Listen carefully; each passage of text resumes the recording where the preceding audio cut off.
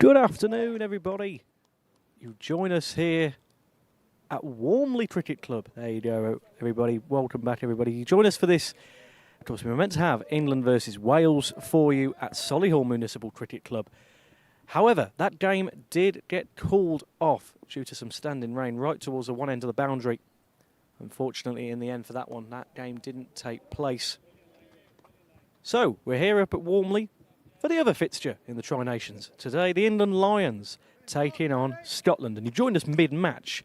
I say mid-match, we're at the 36 over mark here in this England Lions innings, and they're currently 174 for 5. I'll just quickly, before I run you through the teams, we will get you through some the wickets that have fallen, as we say. We'll get to them in just a moment. But yes, I'll just go through the England team for you. The Lions team that are currently batting at the moment: Nigel Moore, Simon Ralph, Sanjay Berry, Chris Bomer, Martin Ford, Paul Garlick, Steve Hunt, Neil Jackson, Zahir Mohammed, Vince Mulholland, Charles Schofield and Steve Small. So, joining me in the commentary desk, we're a bit up the road here, but we're still in the West Midlands in Sutton Coldfield, is Rash Mahmood. Rash, welcome back. It's a bit of a different setting, but we've still got some cricket to watch this afternoon. Yes, we have indeed, Owen. Thank you. Good afternoon, everybody. Real disappointment that the match at Solihull was called off. At 4 inspections. The pitch itself was in tremendous order, I have to say. Just the outfield, a few damp patches in the umpires. Player safety takes primacy, and they decided after the 4th time of asking that no play was going to take place. So Ivor and the team packed up the stuff, and we've made his way over to Walmley, the John Finlay Memorial Ground. Should be a good game here between these two, Scotland and the Lions. Currently 175 for 5. What you won't have, folks, is the ticker at the bottom of the screen with the score, so we'll do our best. We're looking at it on my screen. I can see the Play Cricket scoreboard, so I will do my best to cover it from there, and at the end of this over we'll try and give you a quick recap of what's already taken place.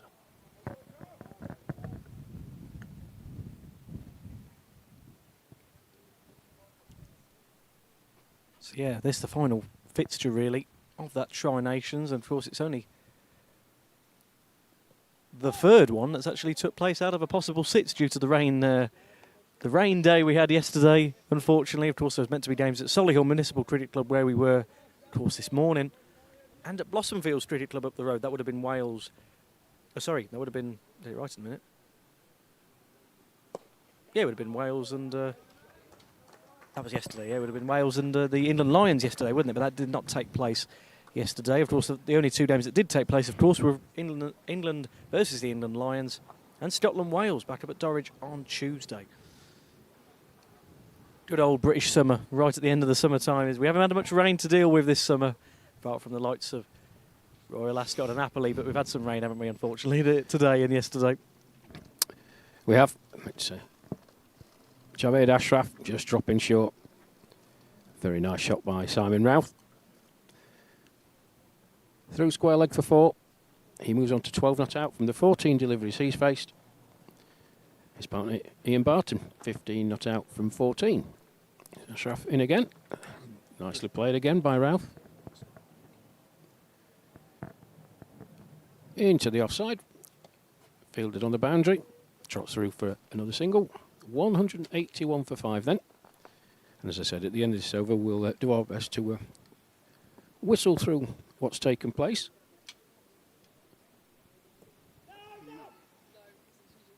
Scotland winning the toss and putting the Lions into bat. So that's Ashraf. He completes. That's his 9 overs done.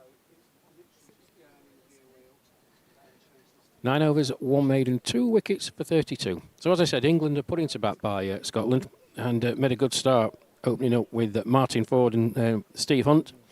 Good to see Steve and the team. And they progressed the score to 55 when Steve Hunt was out. 12.2 overs in.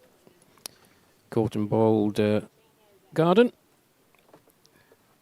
And that brought Steve Small to the crease. And together with Martin Ford, they moved the score past the 100 mark. And Martin Ford was out when the score had reached 137 for 2.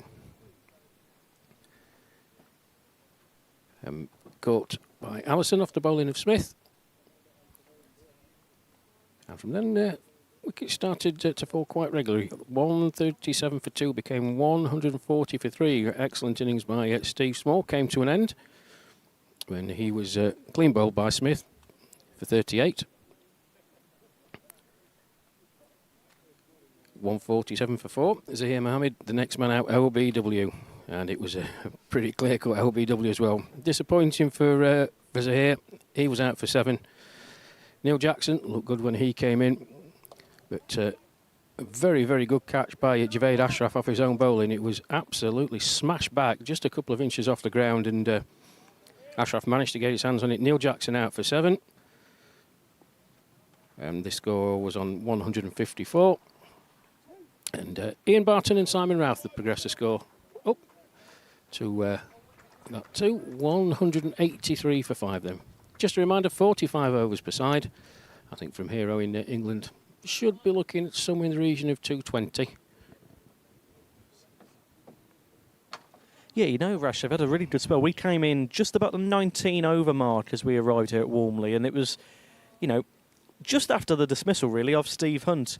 And my goodness, they had Steve Small and Martin Ford, as you mentioned, had a really good innings, didn't they, in the middle? And that's really built where they are now, coming up to 183. Like you say, the wickets did fall quite quickly, and where we were just in our little vantage point by the clubhouse, we were seeing them fall quite regularly, weren't they, Rash? Yeah, it's a good pitch. Let's say that first off. Speaking to the boys who have been out there, and well done, all connected with the club on getting this fixture up and running. No complaints about the track. If there's anything, the ball may stick a touch. But the Scotland boys were bowling well, and they were making the lines lads work for every single run. They just hit a flat spot, and as I said, from about 19 overs in, it just went a bit flat from out there. But then wickets changed momentum, and Martin Ford, really, really classy batsman. Happy for Martin. 52 he got. Stephen Hunt, 35. Good to see Steve in the runs. And Steve Small continuing his good run of form, 38. But then you've got Zahir Mohammed on 7, Neil Jackson on 7. Scotland fighting back, and fighting back well. Yeah, good to see that. This, in this busy, packed old cricket summer, this is the first time I've seen Scotland. And I've got to say, they've quite impressed me so far, especially that spell we did see from them. Be interesting to see what they can do with the bat. You said about a few of them that they can hit a ball and hit a ball hard, can't they, Rash? And you say they've a team that are really growing in status year on year, obviously getting that IMC status this summer, which is fantastic to see. Yes, I've seen Scotland a fair bit. I'm going to say it was up at Saltburn when England posted 299. Thanks in no small part to a fine 130 not out by Tony Burbeck. But Scotland gave it a real good go.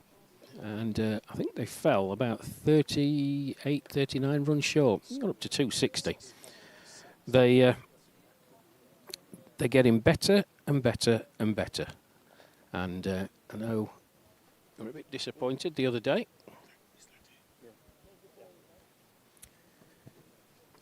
But in players like Bob Angus, when you come to see Bob Angus, he looks like Captain Birdseye's elder brother. Stonking white beard on him. He does hit a ball a long, long way. And the likes of Javed Ashraf, very good. Dinesh Balwal, he's a decent player as well. They're enjoying the cricket, and obviously with that IMC status, they become the 15th country going. I'm pretty sure that they're going to be invited to take part in next year's World Cup in Toronto. And a few of them played for the rest of the world team in the last World Cup in Chennai, India. Oh. Two's the shout. Just wait for the umpire signal. It didn't seem that Simon Rath got anything on that, but yeah, he didn't.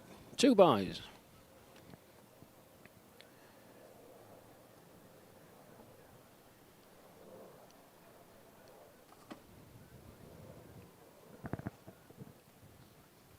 Yeah, it's a nice setup here at Walmley. You know, we've been to countless rounds this summer.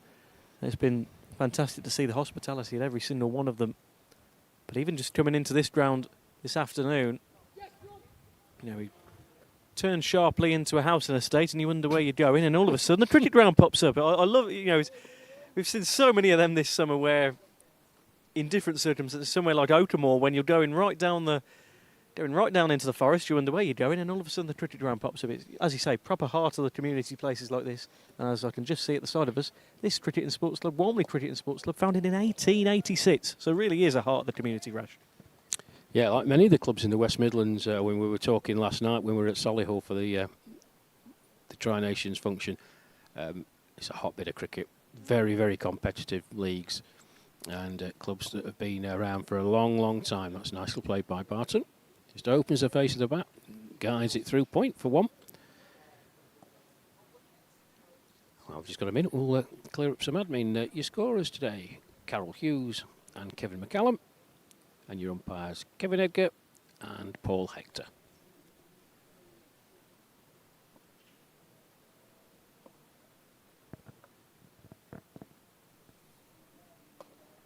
Yeah, quite a few of the England players have made their way up to watch this game, which is nice to see as well. You know, frustration on their part, you know, with the weather not being too kind to them up at Solihull. But nice to see them supporting the Lions, as has been all summer. You know, you've seen great support from both sides. It's such a great group of people. That's lovely shot. Well fielded, though. Brilliant fielding. Well done, Benny. I can't tell you, folks, how good that was. Yeah, very good. Running away to his right-hand side. It's down the hill, hit very, very powerfully. Full-length dive to save a certain boundary. You know, I've been impressed with that, Rash. You know, in the small bit that we have seen this afternoon, you know, my goodness, you know, some of these Scottish players have got muddy whites after, you know, and my goodness, they've been proper going for some of these balls to prevent some of those boundaries, and that's really pleasing to see. Well, I pity the person who's going to have to do their laundry. Because so look at Bob Angus here, look. Look at the state of his trousers. Blimey. So, Bob Angus with the ball in hand. 6 overs, no maidens, no wicket for 29 so far. You see what I mean about his beard? Look, Yeah. he's a fantastic character. Wow, what a beard, yeah. Really, really good company is Bob. I've watched him over the last couple of years, and he does it a long ball.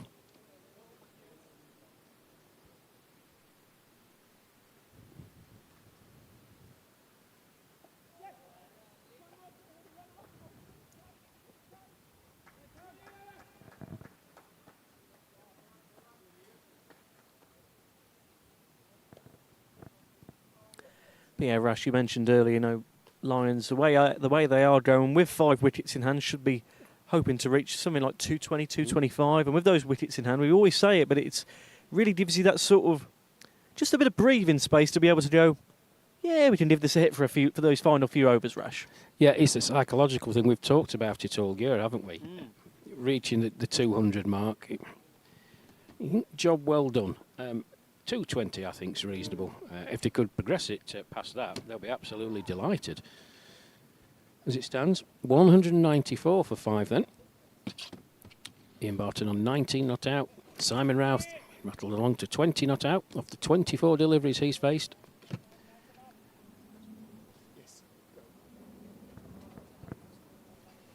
Oh, no. Big swing. I'm not sure where that came off. It may have come off Ian Barton's boot. It's running away. Just going to hold up. 3's the shout. Good running, Simon Routh. Yeah, well done. Wait for the signal from the umpire. Must have come off his bat.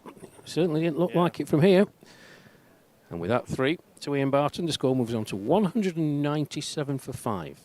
And with some good work from Ivor in the truck, you can see the scoreboard on the on screen now. Great to see, so everyone can keep updated with the figures.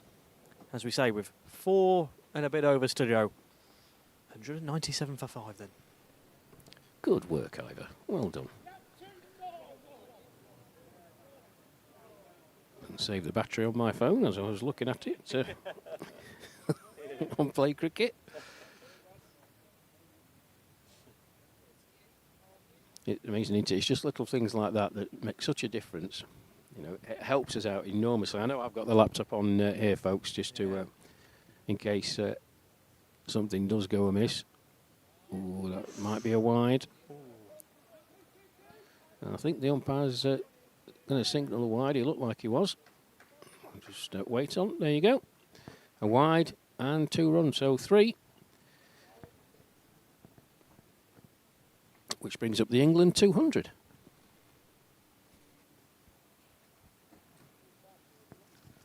Yeah, brilliant to see from the Lions once again. As we said, it's been we mentioned it the other day in the England versus England Lions game, where the Lions have really come this summer. They've really come into. Oh, what a hit by Ian Barton! Gone for 6. Fantastic. Great hit that was from Barton. It was. It was a full toss up.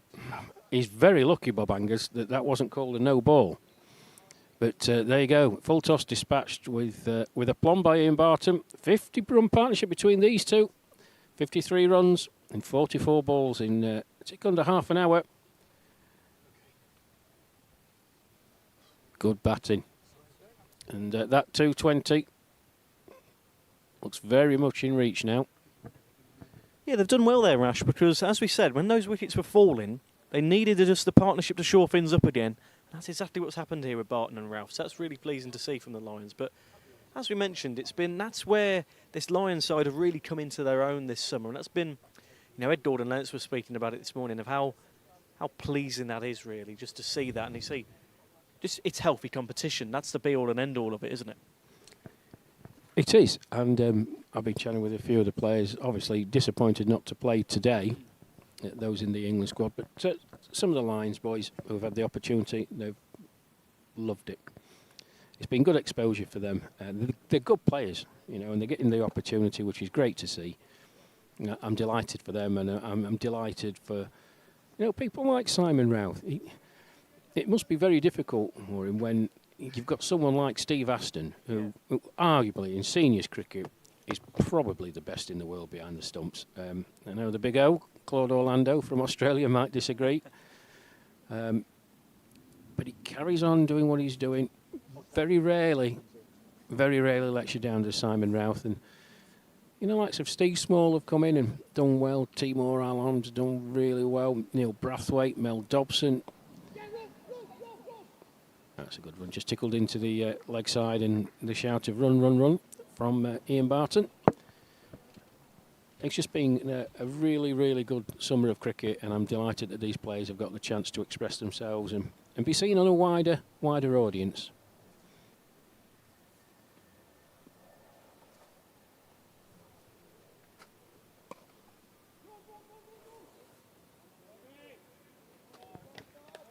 Yeah, good bit of field in there.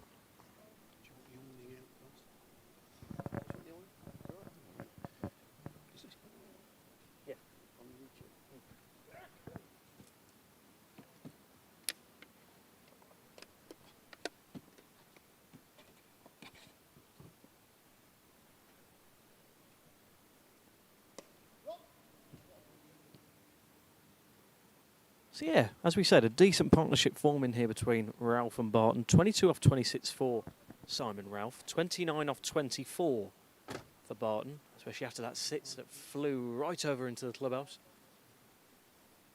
But yeah, 3.4 overs to go until that innings break. And we'll be able to... Oh, brilliant from Barton again. Just about lost the ball there, but they will just have that as a single.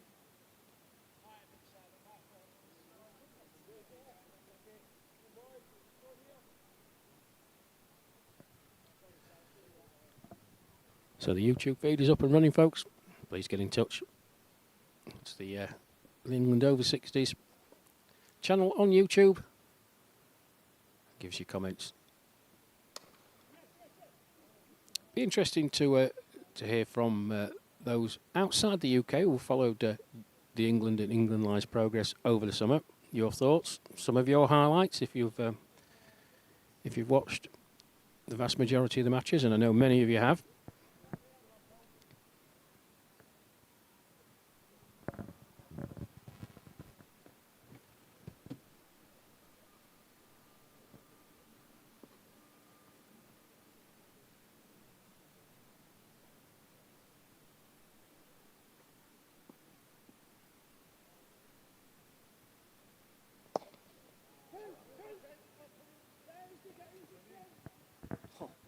Slid in there, didn't he? And I think that has gone for 4 in the end.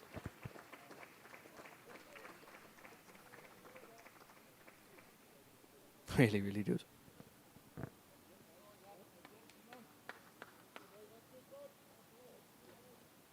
Yeah, 216 for 5 then now. 5 singles and a 4 then.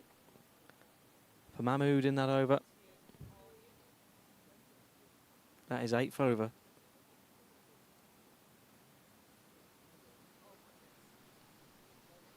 Yeah, free to go then before the tea break here at the John Finley Memorial Ground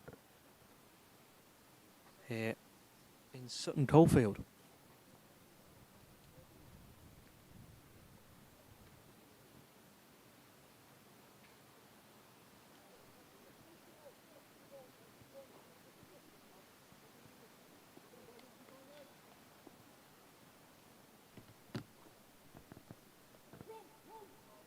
Yeah, they will take that single.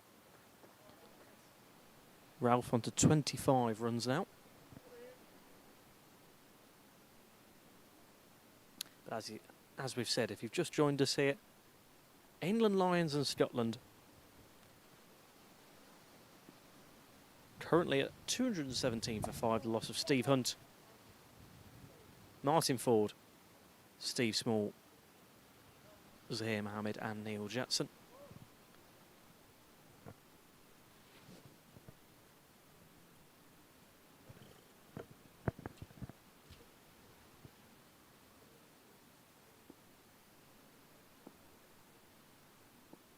Showing himself to be a good player again, though. Ian Barton, Rash, and there's Ralph again with a lovely hit. But Ian Barton, who's just come in within the last about the last month or so, has really impressed me in his short tenure with the Lions. Yes, he's a top player, and as we know ourselves, I mean, he's just a top bloke as well. The only downside is he's from Lancashire. Where's Deek? So I've got to make sure that Phil Deacon isn't lurking over my shoulder somewhere. Brilliant. But no, he's a good player.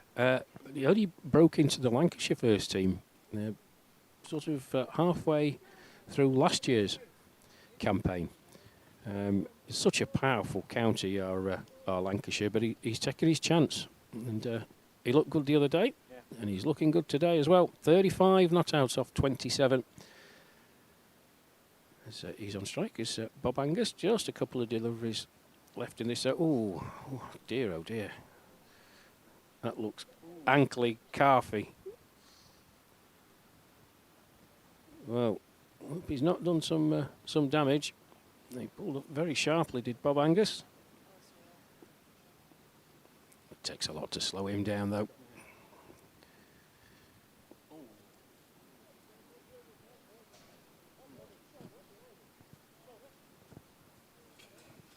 Yeah, slight bit of discomfort there, Rash.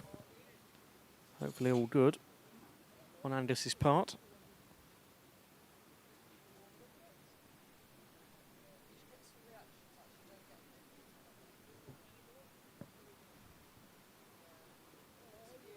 Yeah, looks like he might have to just be replaced here. And this doesn't look too good for him. Well, that will be a big blow for Scotland if he's not able to take his customary position in the middle order of their batting. But we do wish Bob well. He's a wonderful striker of a cricket ball and a real character. But that looks like the calf to me. He's off very gingerly indeed. I'm sure we'll get a good round of applause as he makes his way over the boundary rope and into the pavilion.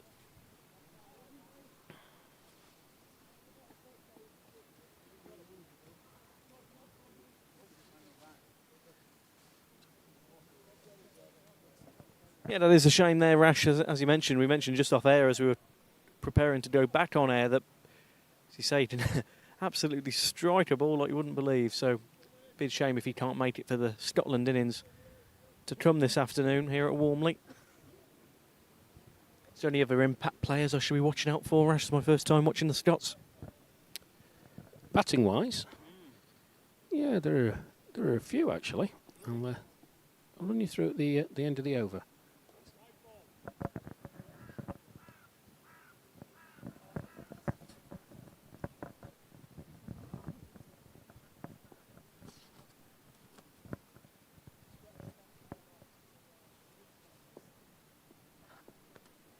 Yeah, so that's Garden replacing Bob Angus there. Now just like to try and get a few more runs, especially with only 2 overs remaining, Rash. As you say, they're already nearing that 225, 230 ballpark figure that you were mentioning. But I think they might just be happy to see this out here. Barton and Simon Ralph.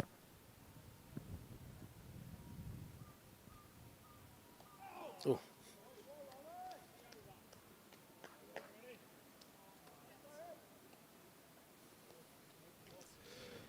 Yeah, I mean, if Bob Angus isn't able to bat, you've got the likes of Cam Glasgow, 40 odd not out. I think he got in that game up at Saltburn. Obviously, Bob Angus, and we do hope he can come back out. Graham Garden, decent player as well. Tony Bennett, of course, opens up for them. So we've got some decent players. Shahid Mahmood, my namesake, lower down the order. He's more than useful. So they have got a bit of a strength in depth. But if you lose a player the calibre of Bob Angus and what he can do, because he can obliterate any attack in the world if he's feeling it, and score 30, 40 runs very, very quickly. Yeah.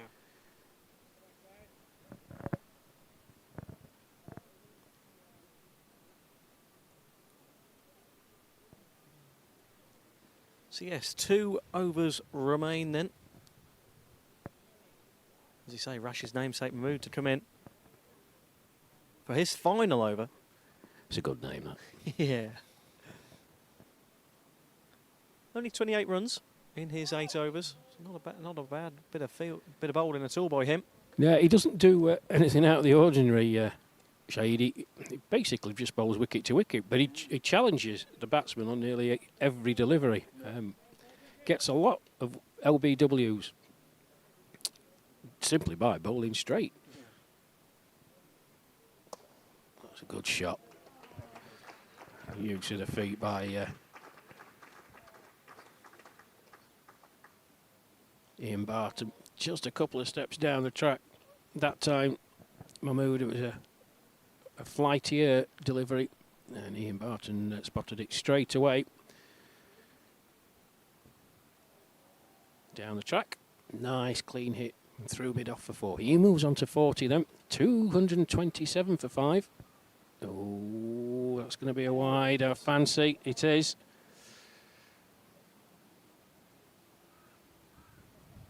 Yep, wide signalled by the umpire. And they ran through for 1, so 2 more to the total.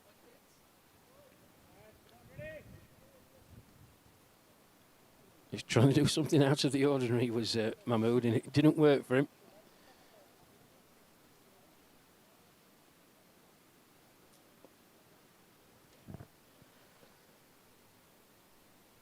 Yeah, Ralph with that, and it's a decent hit at the end to get another single on the board. On to 230 for 5 as we approach 3 o'clock here at Walmley.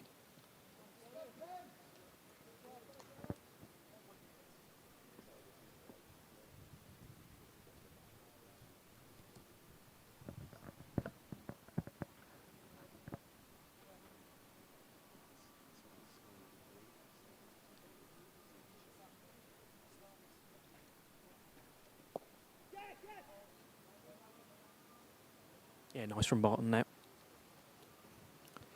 He moves on to 41 off 31 deliveries. At run rate, About five and over. They've done well there, the Lions. They'll be pleased with that.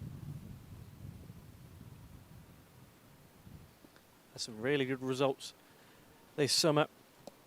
Yeah, some good performances against the likes of Scotland, that Welsh B side, West Indies, the USA, and of course, you know, we keep mentioning it, but it was some of the marquee matches of this summer, those games against Australia. Absolute barnstormers. And one just had to happen at Ooty Bridge, didn't it? What an absolute drama-filled day that was, Rush. Incredible. But no, really good day out there back in July, and that's a nice hit from Barton. He'll try and catch that. Oh, a fabulous effort out in the deep. He was in the air a long time. He had to make ground to his left. Despairing dive in the end, but it goes for 4. And with that, the end of the over. 44 gone here at Walmley. England losing the toss, being put into bat. The Lions, they've progressed to 236 for 5 with this final over to come. The men out in the middle, and they're going really well. Ian Barton, 45 not out off 32. His partner Simon Ralph, 30 not out off 34.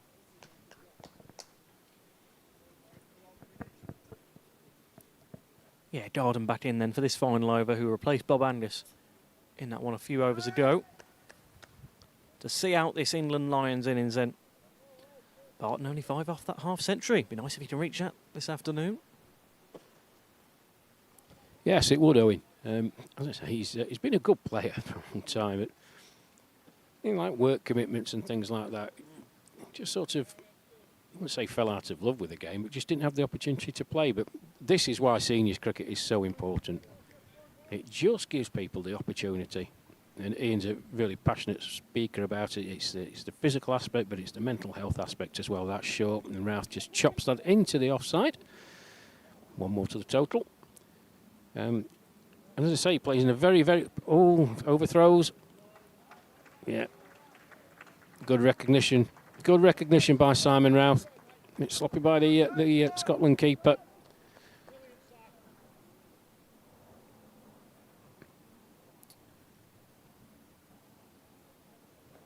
Yeah, someone in Barton as well, Rash, who, as you say, you know, we had him on commentary the other day, speaking a lot about what he does for BBC Radio Lancashire on the cricket show he does for them, and that's fantastic to see. Someone who's really fully involved with the sport in many different... Oh, I just have to watch that. Oh, well done there in the end. It's not get run out, but yeah, it's that's the pleasing aspect of where Barton comes from in that aspect, because he's just so involved in so many facets of the game, isn't he? He is, and it's not just seniors cricket, that he's involved with, as you said when we had him on. It's the whole cricketing gamut, really, and sphere in the northwest. Junior cricket, club cricket, they have a comprehensive roundup. It's a really good show, got to say.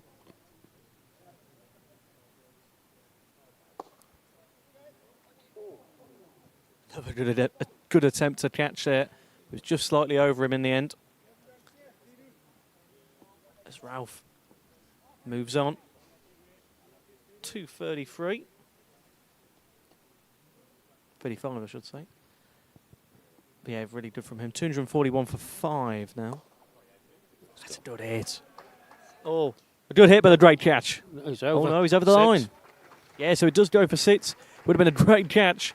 It's going right towards him. But yeah, as you can see just on that replay, great replay there. He's over the boundary rope. Tony Bennett was that, Rash? Yeah. Wow. Yeah, good honesty from him. But a very, very nice way to bring up your half century. 6. Yeah, that is really good. Yeah, running for 2. He wants 2.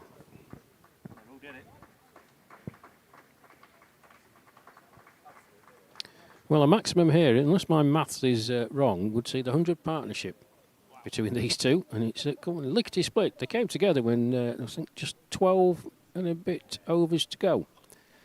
So it's been a fabulous effort from them. 154, I believe the score was.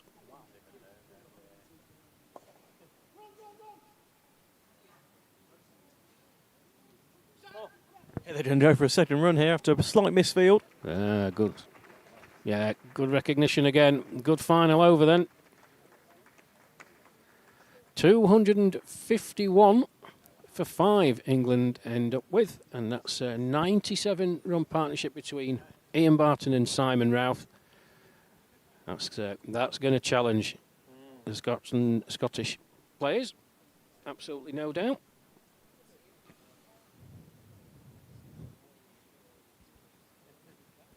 Yeah, great partnership between them in the end. Barton and Routh, brilliant to end off this Lions innings here at Walmley. As you say, that's a tall task for the Scots. They'll give it a good go, as you say. They had a really good go of it come the end of May against England Rash, but it'd be really interesting to see what this afternoon brings us with Scotland.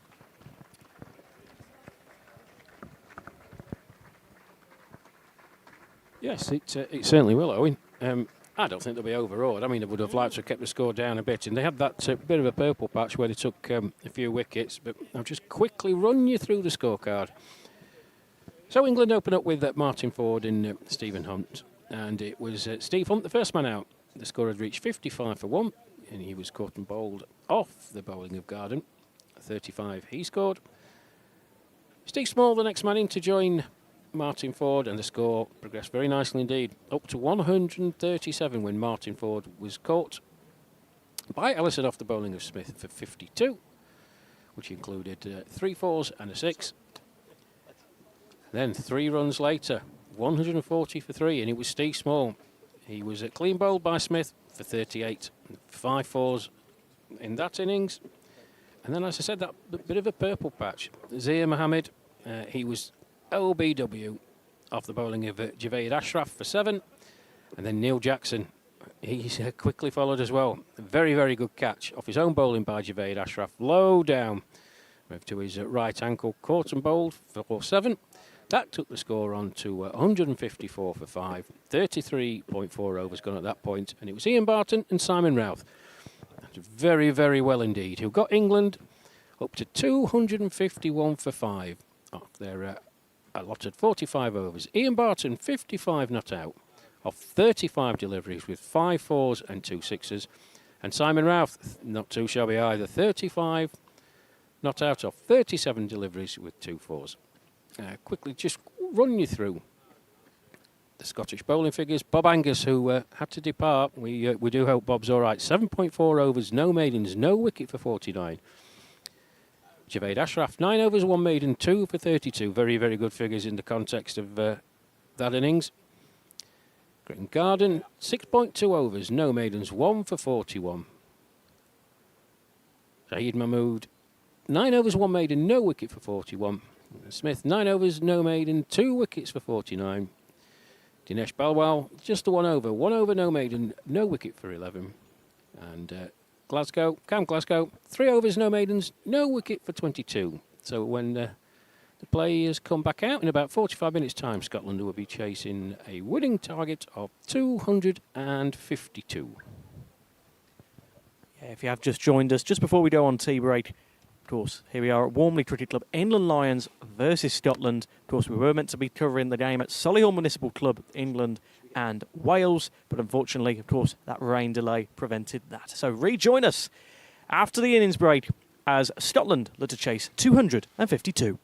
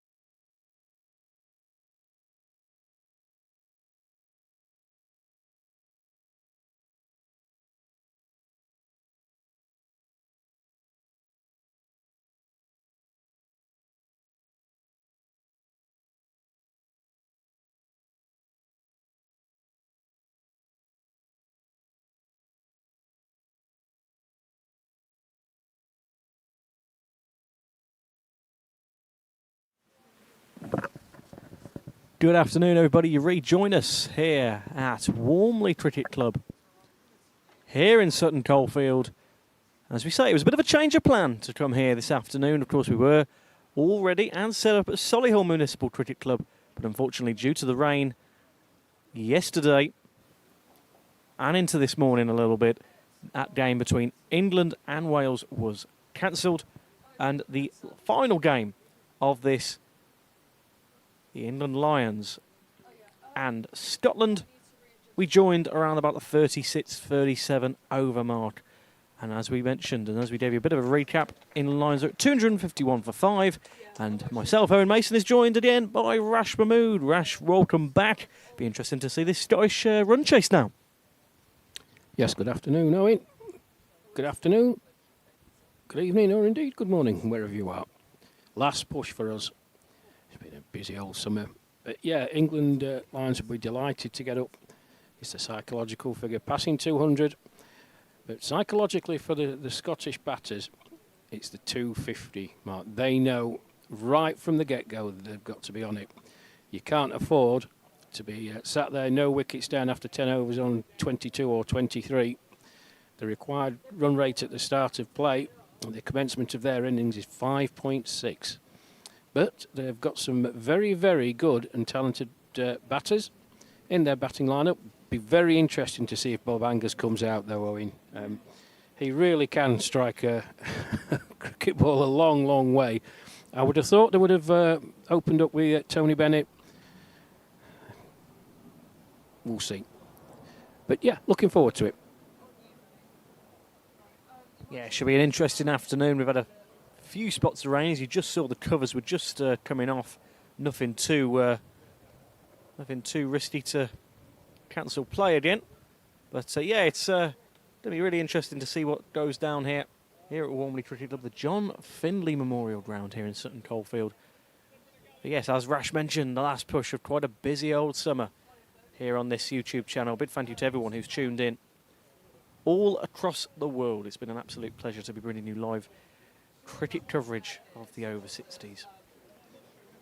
Just something to bear in mind, Owen, as well. It's the last one of the international series, but there are some players who, under the wing of Mr. Paul Bradley, the England team manager, who will be going to Italy, and Rome specifically, the Pax Omnibus Tour, which I went on a couple of years ago. Mixed memories of that because I managed to break my wrist in 2 places. But they'll be playing against the Vatican City. It's a mixed team of home international players playing the Vatican, and I think the Italian champions, who that year were Roma. But for the most part, spikes will be put away, kick clean down, and ready to go again next spring. And my next commentary gig, actually, that's the back end of the winter in February. Cricket on ice in St Moritz. My wife Mel will be umpiring there, and I shall be commentating. I'm really looking forward to that. I have to dig my long johns out, mind.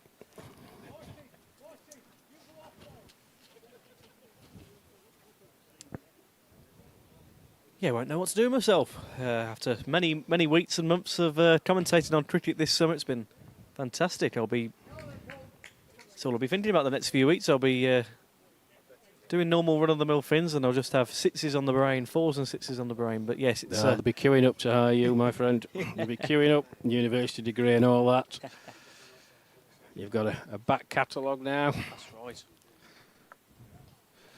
Looks like Paul Garlick,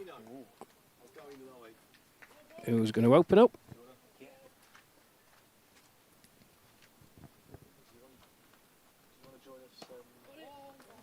What do you need?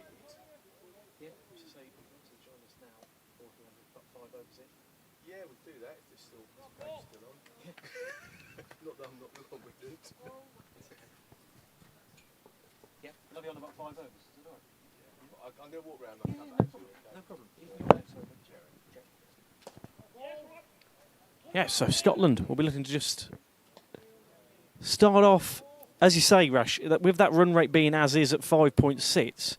That's when You don't want to have a shaky start. You don't want to lose that first wicket because that run rate will just run away from you. Quite literally, it will literally keep going up. We saw it the other day for the Lions where, at one point they were at a decent, they only needed about 4 and over. But now that kept going, kept trickling up. That's when you just got to be careful. You just got to start well, haven't you, Rash? Yes, you do. I think, and we've said it all summer, and these players have played for many, many years, and they go out with the intent that sometimes it's about game management. Yeah. I think 8 times out of 10 it's about game management. That scoreboard pressure does very, very funny things to cricketers. It's a nice shot. Preston Smith to start. Classical cover drive. And away it goes for 4.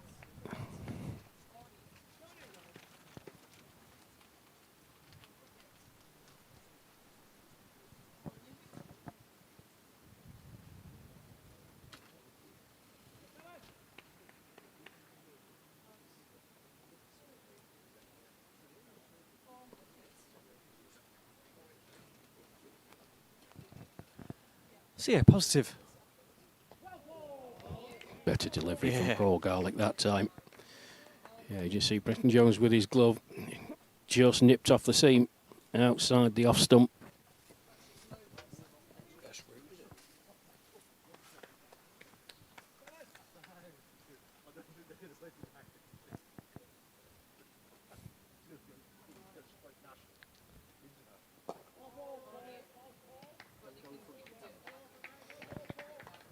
Yeah, this Garlic over starts off with a dot ball 1, dot ball 4 and 2 dot balls as Steve Aston walks past us. Happiest man in English cricket.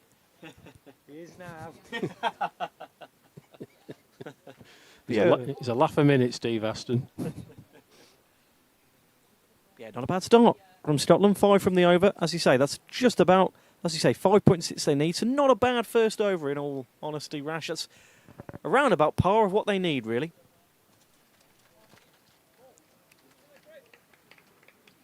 Bennett on 1. Garden 4 from 4 deliveries. Of course, Bennett 1 from 2.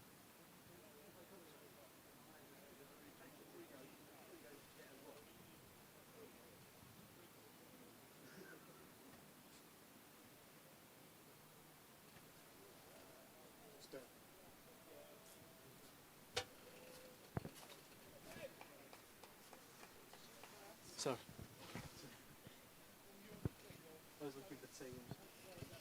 yes. Second over then for Scotland. Bennett and Garden to continue us on. As we say, 252 needed here at Walmley Cricket Club. Bit of grey cloud, but hopefully none of that dastardly rain to prevent us. Of course, we've already moved rounds once today. Meant to be at Solihull Municipal Club. Of course, was meant to be 2 out of the 3 days there for the Tri-Nations for the England games. It was going to be England taking on Scotland yesterday. And another game was going to be at Blossomfields Cricket Club. That would have been Wales versus the Lions. Wasn't to be, unfortunately, due to the weather. But still, good to see this and good to see Scotland for the first time.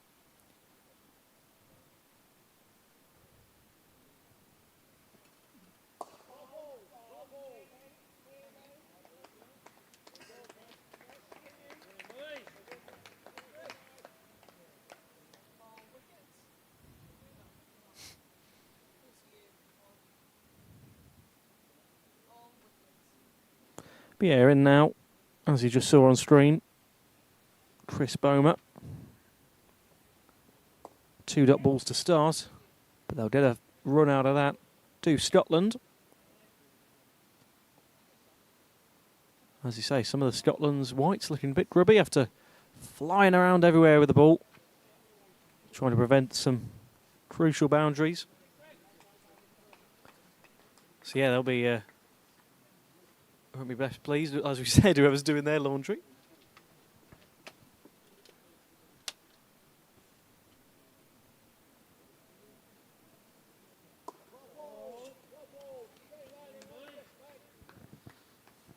Yeah, good bit of bowling by Bomer. Another player who impressed the other day. Up at Dorridge Cricket Club on Tuesday.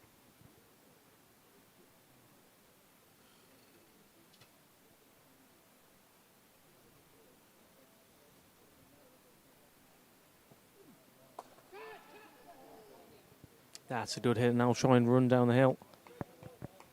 Good bit of fielding this time though, boy. Field on that side.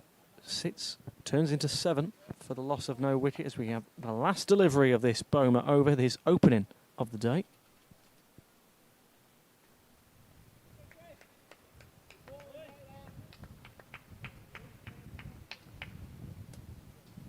Yeah, we spoke briefly to Tony Bennett, who's on strike now. Rashi, briefly on Tuesday at Dorridge, he looked a bit of a character. Yeah, he's a nice fella, is Benno. Good player, has been for a number of years. Well, not a bad start from Chris Bowmer. Just the 2 runs from it. He impressed again. So this is the 3rd time I've seen him. Just the opening over, of course, but the other day at Dorridge, bowled very, very well. And bowled exceptionally against the Australians at Oakmore. The Chairman's 11 game. Skippered by Nigel Moore, who's skippering again today. And Paul Garlick, he's going to continue. So Paul make his debut against Scotland at Hartlepool last May. Was very impressive. Hasn't quite gone his way this season. Been in and out of the line setup. But on his day, he's more than useful.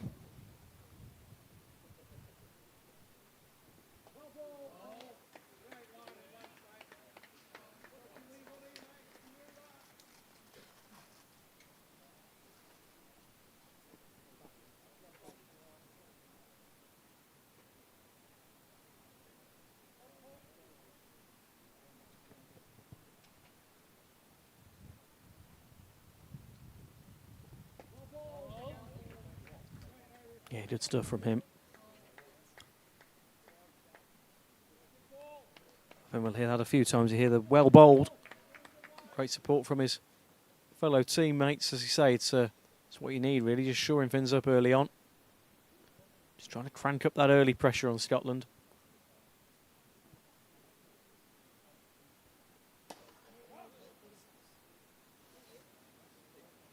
Yeah, got away with one that time. Halfway down the track, just sat up very, very nicely, and Garney was looking to play that a lot squarer. Bottom edge, just squirted out to Nigel Moore, who did the fielding at mid-off.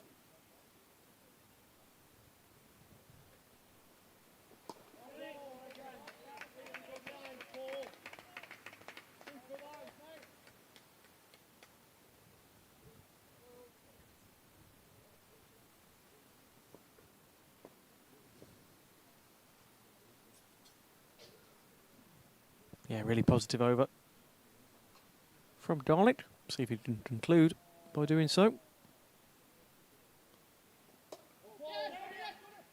Scotland will go for that as that ball tries to reach Steve Small. Well fielded in the end by the Worcestershire native. Great county that. Is that where you're from by any chance? It is indeed, the mighty Worcestershire. Even though they just got relegated, I see, on in the county championship, the Rothesay County Championship. Unfortunate for them. Why does the Worcester County badge have a pair on it? That is a good question. Yeah, it's The Warwickshire one has a bear, doesn't it? It's That's right. Bear climbing up a pole or something. I'm sure the Worcestershire one has a... It does, yeah. Yeah, that is a good point, Rash. I'll have to... Put your university education to good use. Get Google on, lad. Yeah. So a pretty decent over there from Paul Garlick. Just the 2 singles from it. 2 overs, no maidens, no wicket for 6. His opening partner, Chris Bowmer. Just about to start his second over. Oh, there you go. The Worcestershire Cricket Badge, Fancy Doodle, features a black pair due to its long-standing association with the county, stemming from traditions dating back to the 15th century, the Battle of Agincourt. Oh, my goodness. And a legend about Queen Elizabeth I's visit back in 1575. So Worcestershire really likes pears, Rash. There you go. Well, you learn something new every day.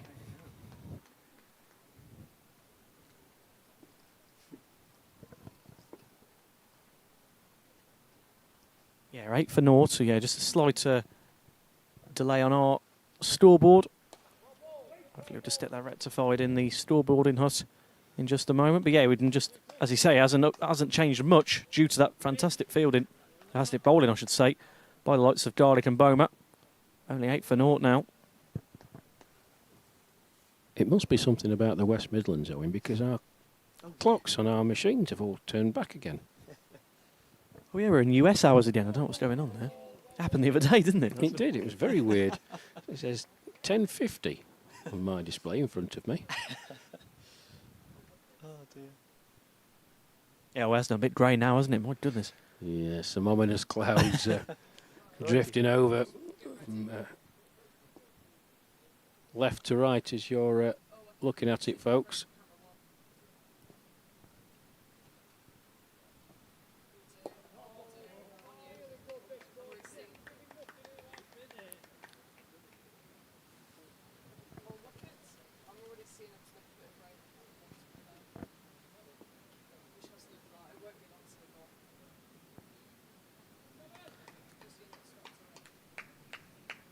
Yeah, a few rain spots approaching on that camera. As we just mentioned, it was looking rather ominous.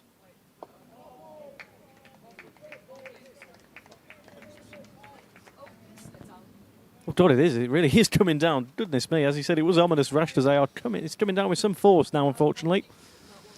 As we said, it seems to have followed us in the West Midlands the last few days, apart from Tuesday. It's come along with the wind, and the wind is blowing it across. You can just hope that it's a bit of a squally one. But the umpires at this moment in time are happy. They're just having a quick look at each other. Are they going to continue? Go on. Yes, the umpire at this end is just having a look. The clouds are moving across quite quickly, I have to say. Yeah.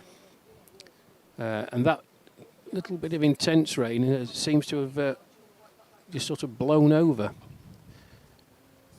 We'll keep you updated, folks. Maiden over from Chris Baumer, and a good one as well. 2 overs, 1 maiden, no wicket for 2. He continues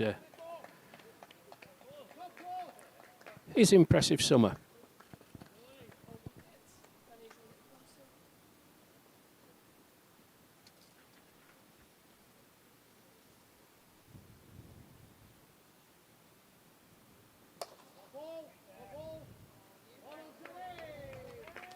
Good fielding.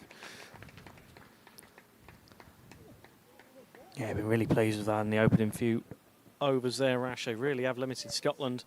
After a fairly decent start in that first over, 5 off the first. Yeah, only 8. 8 off the last well, sorry, 3 off the last 4 to make it 8 for naught. And as you say, that maiden over by Mr. Boma. Yeah, and good fielding from Zahir Mohammed. He's a really nice chap as well. And the pleasure of meeting Zed for the first time at Loughborough. Oh, playing a miss by Bennett. Zip through, skidded off the surface. Good delivery from Paul Garlick. And Tony Bennett just trying to guide it somewhere through the gully point area. Oh, skidded past the outside edge.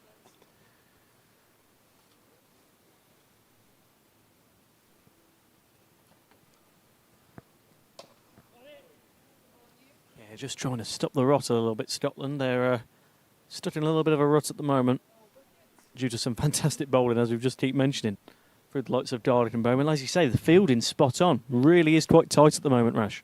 Yeah, Nigel Moore will be delighted. I know it's early doors, but that run rate has crept up to 6.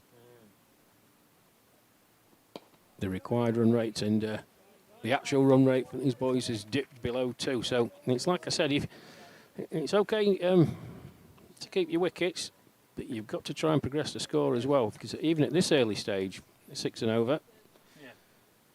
It's not panic stations, but they're going to be looking at the scoreboard and thinking, we need to get a move on at some point. Start trying to impose their will. And there you go, right on cue. That's a nice shot by Bennett. Lofted drive over cover for 4. Nicely played, nicely timed.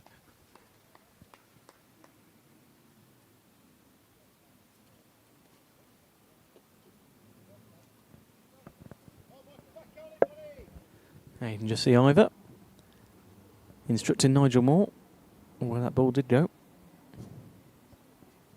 Knew he should have made it for the over 60s, Ivor. That would have been great for him in the play better cricket.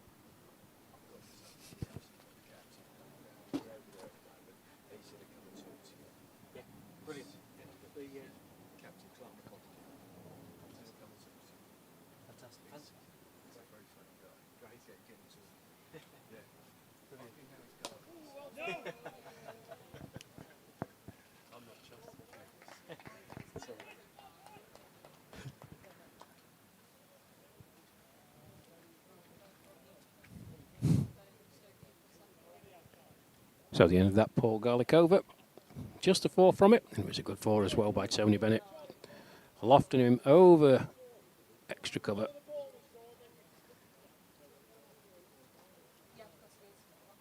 Five overs gone then at Walmley. England Lions versus Scotland to close down the 2025 season. And it's been a very, very good season indeed. Lots of cricket. I hope you've been along following the excellent coverage from Ivor, Benny and Newell, and myself, Owen Mason and Matt Evans. We've thoroughly enjoyed it. It's Chris Baumer. Makes his way in again. Oh, it's beaten. Well, it was a tentative prod forward by Garden. Definitely had a little nibble at that.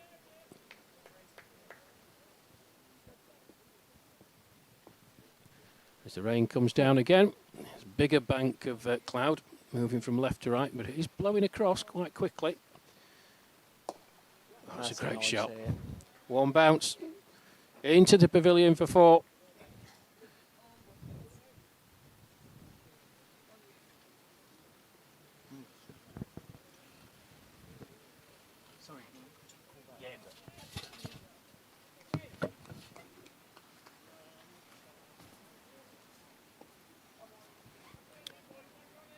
There's a much darker bank of cloud, folks, above us to our left, but it is blowing across quite quickly. If it stays like this, I think the umpires will remain out in the middle. No, the umpire at square leg is looking. I think he wants to go off, in fairness. His partner not having any of it at this moment in time.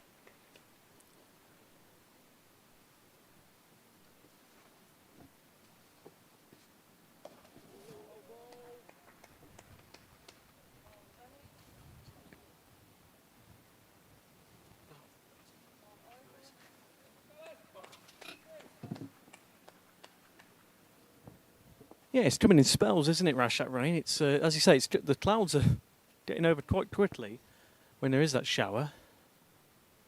But yeah, Scotland showing a bit of quality with those few...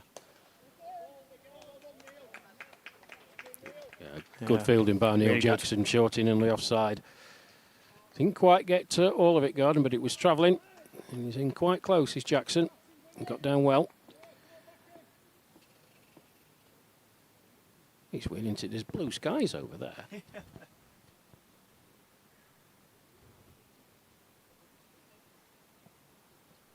Oh, that's in the air. It should be out. Oh, he's dropped it. Unlucky for Nigel Moore, that Rash. Well, similar to the one at Dorridge the other day where he didn't make contact. He looked to put one hand up on that occasion and a gust of wind took the ball over him. But that time, just had to make a few paces backwards. He did so. Ball above the head.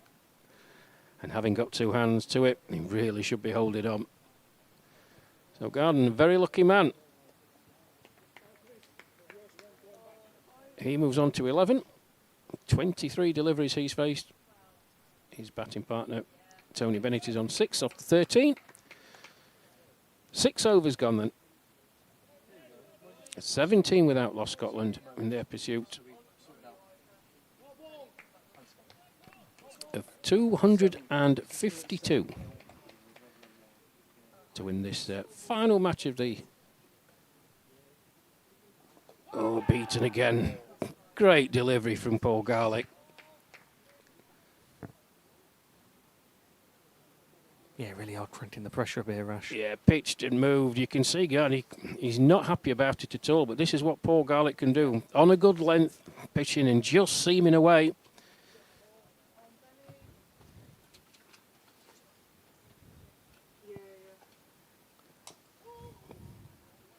Good length again. Well, you can see that Garden's not happy. He's you're going to get balls that are going to beat the bat. You've just got to put it out of your mind. But Paul Garlick will have seen it. That was a shot born out of sheer frustration. Get it up there on a driving length. Hopefully get an edge or a catch to one of the fielders.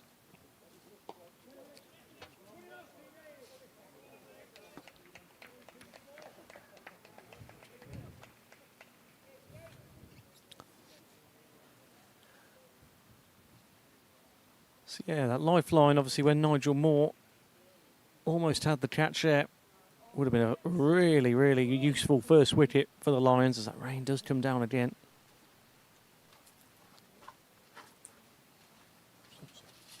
Comes Bomer again. Again, well bowled.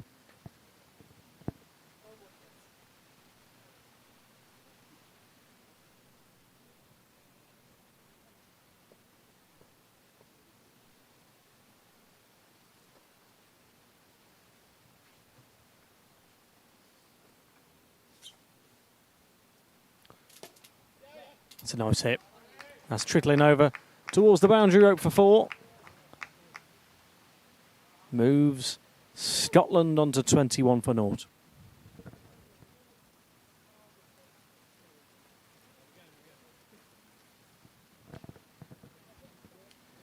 And with that, the players are leaving the field. That cloud cover is still coming across, but the wind has dropped, so it's just basically sitting above the pitch. And it has got appreciatingly, yeah, it's got heavier. I think that's correct. So 6.5 overs in. Garden just striking a very, very nice 4 through the offside. He moves on to 15. His partner Bennett on 6. Players leaving the field. Hopefully it'll be a short break. Scotland have reached 21 without loss in their pursuit of 252.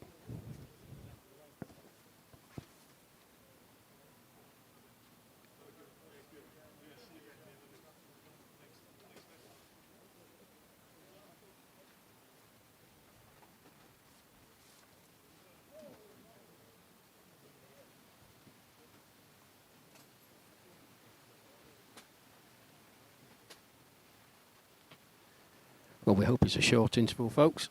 And send young Owen off. See if we can grab a word with some of the Scottish squad.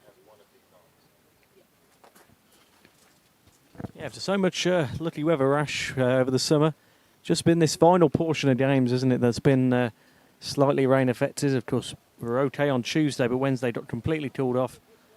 And of course, that game, England versus Wales, would have been a really interesting prospect as well, wouldn't it? Facing the county champions. They were quite confident, weren't they, going into that one this afternoon? They were, yeah. You spoke to both skippers in the preamble, and Mike Hayden. Look, Welsh cricket is definitely on the up. I mean, they play in the southwest region of the county championship, and it's a tough old group. But Devon, up and down for Devon, but we've seen the resurgence of Cornwall. Gloucester are in there as well, along with Wales. It's a tough old division, but as you said, they got there and put an end to Cornwall's amazing run of games that they had to get to the final. Yeah, I fancy it would have been a close match. The first meeting of the teams at Newport, England and Wales. Owen, you were there, yourself and Matt, and you know, at one point England was sitting at 170 odd for 2 with, I don't know, 20 overs to go, and you thought, ooh, 330, 340. Yeah. For the Welsh boys then to restrict England to, I think it was 278, was a fabulous effort. And in reply, well, they made a decent enough start in that game, but it just petered out. Wickets obviously changed things, and in the end, it's recorded as a pretty comfortable victory for England. But it was a better performance than we saw the year before at Stratford, Owen, when they were skittled out for 103, 104. Yeah. So as the rain was a bit heavier here, we're going to take our leave. The rain break is on the screensaver. Hopefully it won't be for too long, but join myself, Rash Mahmood and Owen Mason. Fingers crossed for a return in due course.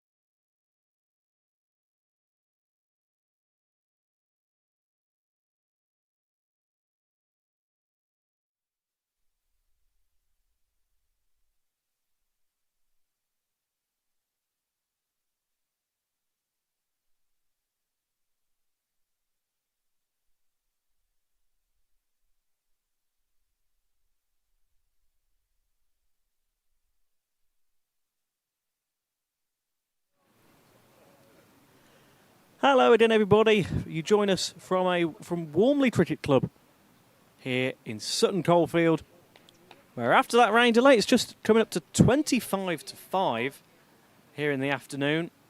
England Lions taking on Scotland. The England Lions reached that target of around 251. And 6.5 overs in, Scotland had reached 21 for naught. However, due to that rain delay, it was about half an hour, 40 minutes. We have seen DLS, Duckworth Lewis, has come back into the fray. So Scotland now have to reach a reduced rate in 37 overs of 222. Of course, as I said, they're up 21, so they only need another 201 runs to reach the target. In just a moment, we will be joined by the Scotland captain, Clark McConaughey. But yes, we'll just get back underway. As he said, it came down quite heavy in the end. But yes, I can proudly say that Clark McConaughey joins us in the commentary desk. Clark, welcome. Great to have a Scottish voice on for the first time this summer. What have you made of the game so far today? A bit rain delayed, though. A little bit, yeah. Hopefully you have subtitles for your viewers in England, Australia, all around the world. Yeah, I think the total's actually, the winning total is 201. Rather than 201 plus the 20 we've already scored, so it's actually 201. Just to, yeah, thanks for inviting me to have a little chat with you. Unfortunately, we've had a rain delay, as you've said, but the good thing is that both teams have shown a good appetite to get back on the park and hopefully finish the game. There's a little bit of lovely blue sky up there in amongst the clouds, so fingers crossed. Yeah. That's the thing. It's the first time we've seen this Scottish side. Of course, you had those games, you know, at the start of the summer against England. Obviously, with some good games as well. If you go back right to the start, obviously, only within 30 runs of them. Obviously, England got to a round about near enough 300, but gave a really good account to yourselves, didn't you, back in May? Yeah, we played pretty well. We played 2 games in the northeast of England in May. We played England the first day. And as you say, they put on a pretty mammoth total, I think about 280 odds maybe, from memory. And I think we got within about 40 runs of that, which is a pretty good performance from us on a good wicket. And we were quite pleased. And then I think it was the following day we played the Lions. And the Lions scored, again, if memory serves me right, 230 odds, something like that. And we fell 7 runs short, I believe. So yeah, we gave the Lions a good run for their money in May, and we were pretty pleased with our performances in these games. And this is very much we're still at the infancy of seniors cricket in Scotland. So having the opportunity to come down here and put our wits against the full England and England Lions teams is great for us because it lets us see where we are, you know, where we need to improve, and what standard we need to get to as we move forward. Yeah, talk to us a bit about that because, you know, in terms of where you are now, as you say, really is up and coming. And I've really been pleased to see that rise from the likes of yourselves and Wales, of course, Wales county champions as well, just recently. But with Scotland, Clark, you know, you've got the fact now that you've got that IMC status now, where, as you say, it's really on the rise in Scotland. How pleasing has that been, especially as captain, to just witness that over the last few years? Yeah, it's been great for us. We have had seniors cricket or over 40s cricket in Scotland for many years through the 40 Club, which is a UK-wide association which has various regions, and there was a Scotland region of the 40 Club. So we've had seniors cricket played in Scotland for many years under that banner, and it was out of that organisation that we first played a couple of over 60s fixtures and an over 40s fixture. And that gave us the appetite, if you like, to look to widen that and make it a bit more of a formal structure. About 6 of the Scotland over 60s lads went and played for the rest of the world in Chennai in 2023, if memory serves me right, and 24. The years go quicker these days. And that gave the guys who travelled, you know, the real impetus to think, well, it would be fabulous at a World Cup event if Scotland could get under their own steam. So we came back, sort of redoubled our efforts, put a bit more of a formal structure in place to support seniors cricket, and that led to an application to join International Masters Cricket, which would allow us to play, official full internationals. And we were delighted in May of this year when that was approved by International Masters Cricket, and that's allowed us again to make future plans, which we hope will see us attending the Over 60s World Cup next year in Toronto in August, the Over 40s World Cup in Barbados in December or November, I believe, and then in 2027 the Over 50s World Cup. So, it's been a lot of work gone in from a lot of people to try and make that happen, and a lot of work ahead. But there's huge enthusiasm amongst the group, albeit a small group. There's huge enthusiasm to take seniors cricket in Scotland forward for the next, for the foreseeable future and long after that, hopefully.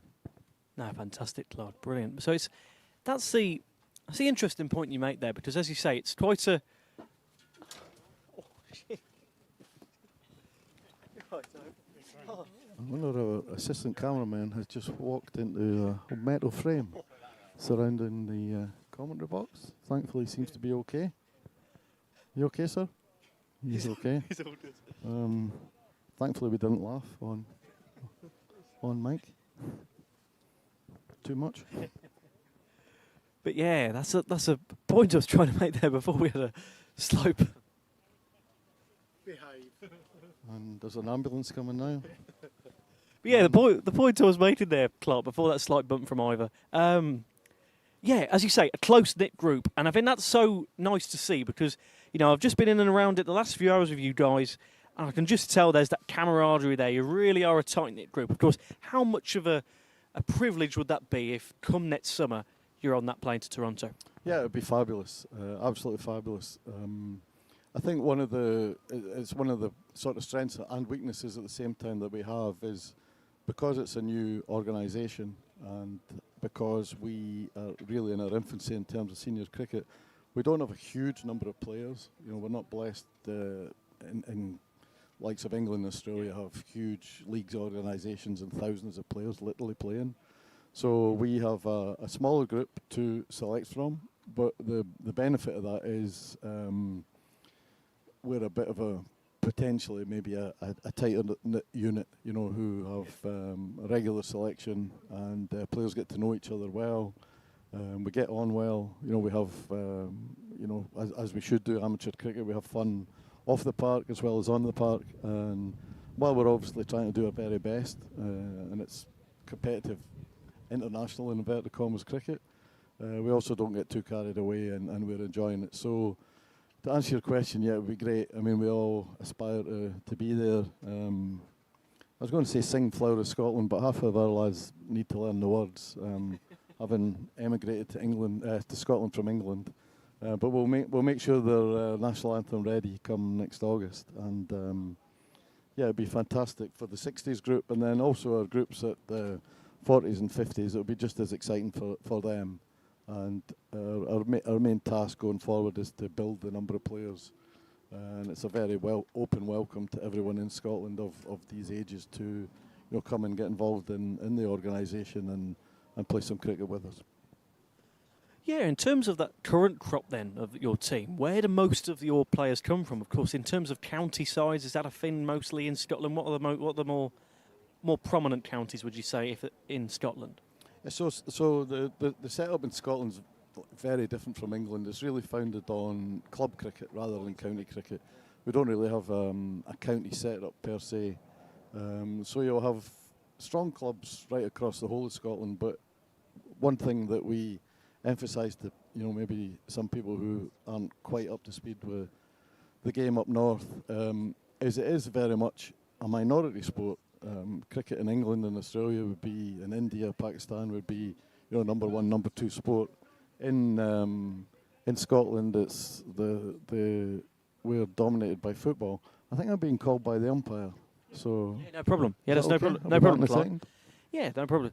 Yeah, Clark. Well, we'll hear more from Clark McConaughey in just a moment. He's just been called by the umpire. We have just had a slight delay here. We did have quite a look at the scoreboard. I believe there was a slight error on the scoreboard front in terms of what Scotland need to reach here. We had it on our screen as the target needs to be 222, which, as they say, they need 200 runs. I believe what the issue might have been was on that first innings board on the scoreboard, it said 200. So I don't know if the Scottish lads didn't know what score they had to reach or if there was a bit of confusion. But yeah, they do need to reach about 222. So now that the Scottish lads know that they know what to reach now, we will be able to get back underway. Yeah, great to hear that insight from Clark. Hopefully he'll be rejoining us in just a moment. 4:45 here at Walmley Cricket Club here in Sutton Coldfield.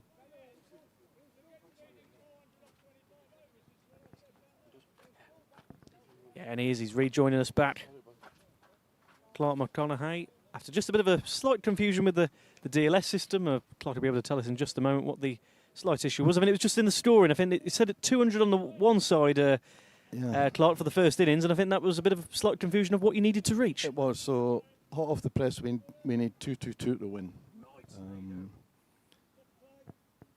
So, yeah, 200 more runs on top of what you've already got. As you say, yes, as we can get back to our conversation. That's a fine catch. Really good catch that, and breakthrough for the Lions and a breakthrough for Ian Barton. And Bennett trudges off like someone has stolen his last pound.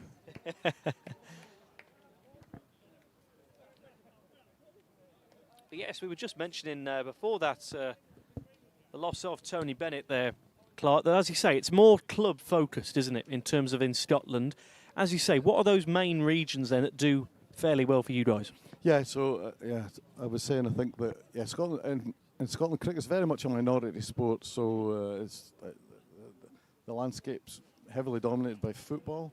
Yeah. Even though we're not very good at that, it's a historic position in our country. Football dominates the papers and the TV and general day-to-day chat, and then there's golf and rugby and other sports, and cricket's pretty much down the pecking order. So the clubs in particular have a big job on to get youngsters to come and even try cricket in the first place. Thankfully, we have a number of very strong clubs in Glasgow, Edinburgh, Aberdeen, Dundee, and really in towns and villages across the whole country. And the clubs work very, very hard to get children in schools to come along to the club and hopefully continue to play the game. So we have to really work at it to get people playing in the first place. Club-wise, the Premier League set up in Scotland is divided into East and West. There are 10 teams in the West and 10 in the East. The Western teams are predominantly Glasgow-based, in and around, and in the East it's predominantly Edinburgh, and further north in Dundee and Arbroath and Aberdeen. And Falkland, if I don't mention Falkland, I won't get back into that clubhouse, so I better mention them. So there's no county set up. So what we have to do in terms of seniors is rely on our contacts within clubs,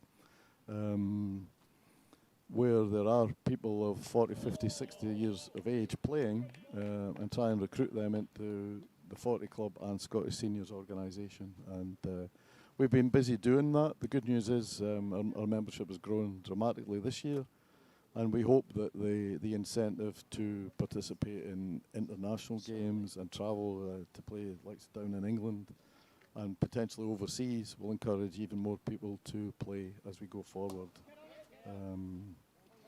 So it's not easy, and it's very, very different, the landscape, to England, where it's been interesting this week in the Solihull area. I think there's more grounds in Solihull than there is in Edinburgh, from what we can see. So that gives you an idea of the sort of thing that we're talking about. It's very different. It's very different. It makes us even more enthusiastic, I think, because when you do come across a cricketer in Scotland, you know they're a real enthusiast, because we have to travel to play. Local derbies can sometimes be 20, 30 miles apart, so yeah, but it's a very enthusiastic and hard-working bunch that are involved in the sport. No, that's brilliant. That must be pleasing in a way then, Clark, when you see, as you say, it's a minority sport in Scotland, but then you're still having that enthusiasm right up, the 40s, the 50s, the 60s. You're getting that enthusiasm all over the game, and that must be really pleasing as captain that you're able to pick quite an enthusiastic bunch of lads. That you've got a team going now that really are competing now. Yeah, it's great. Yeah, we've thankfully added to our numbers, and there's a couple of lads out there at the moment are examples of that. It's Graham Garden is taking strike. Graham just turned 60 this year. Yeah.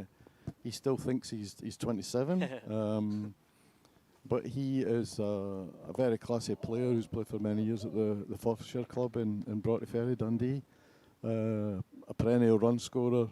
So having just turned 60, we're delighted to have him in the ranks, and he brings real strength, and he's a very handy, extremely slow medium bowler as well. And at the other end we have Stephen Allison, who's also just turned 60. Stephen has played for many years at the Drumpellier Club in Coatbridge, just outside Glasgow, and this is actually Stephen's debut today. Stephen's a fine wicket keeper, batsman. So we're delighted to recruit him into the group. He's a lovely lad, and we hope he'll play for many years as well and do well. So yeah, we're thankfully getting more people coming to the party, which is great. Obviously, when we go to a World Cup, we need a squad of 16, 17 players, and all are needed.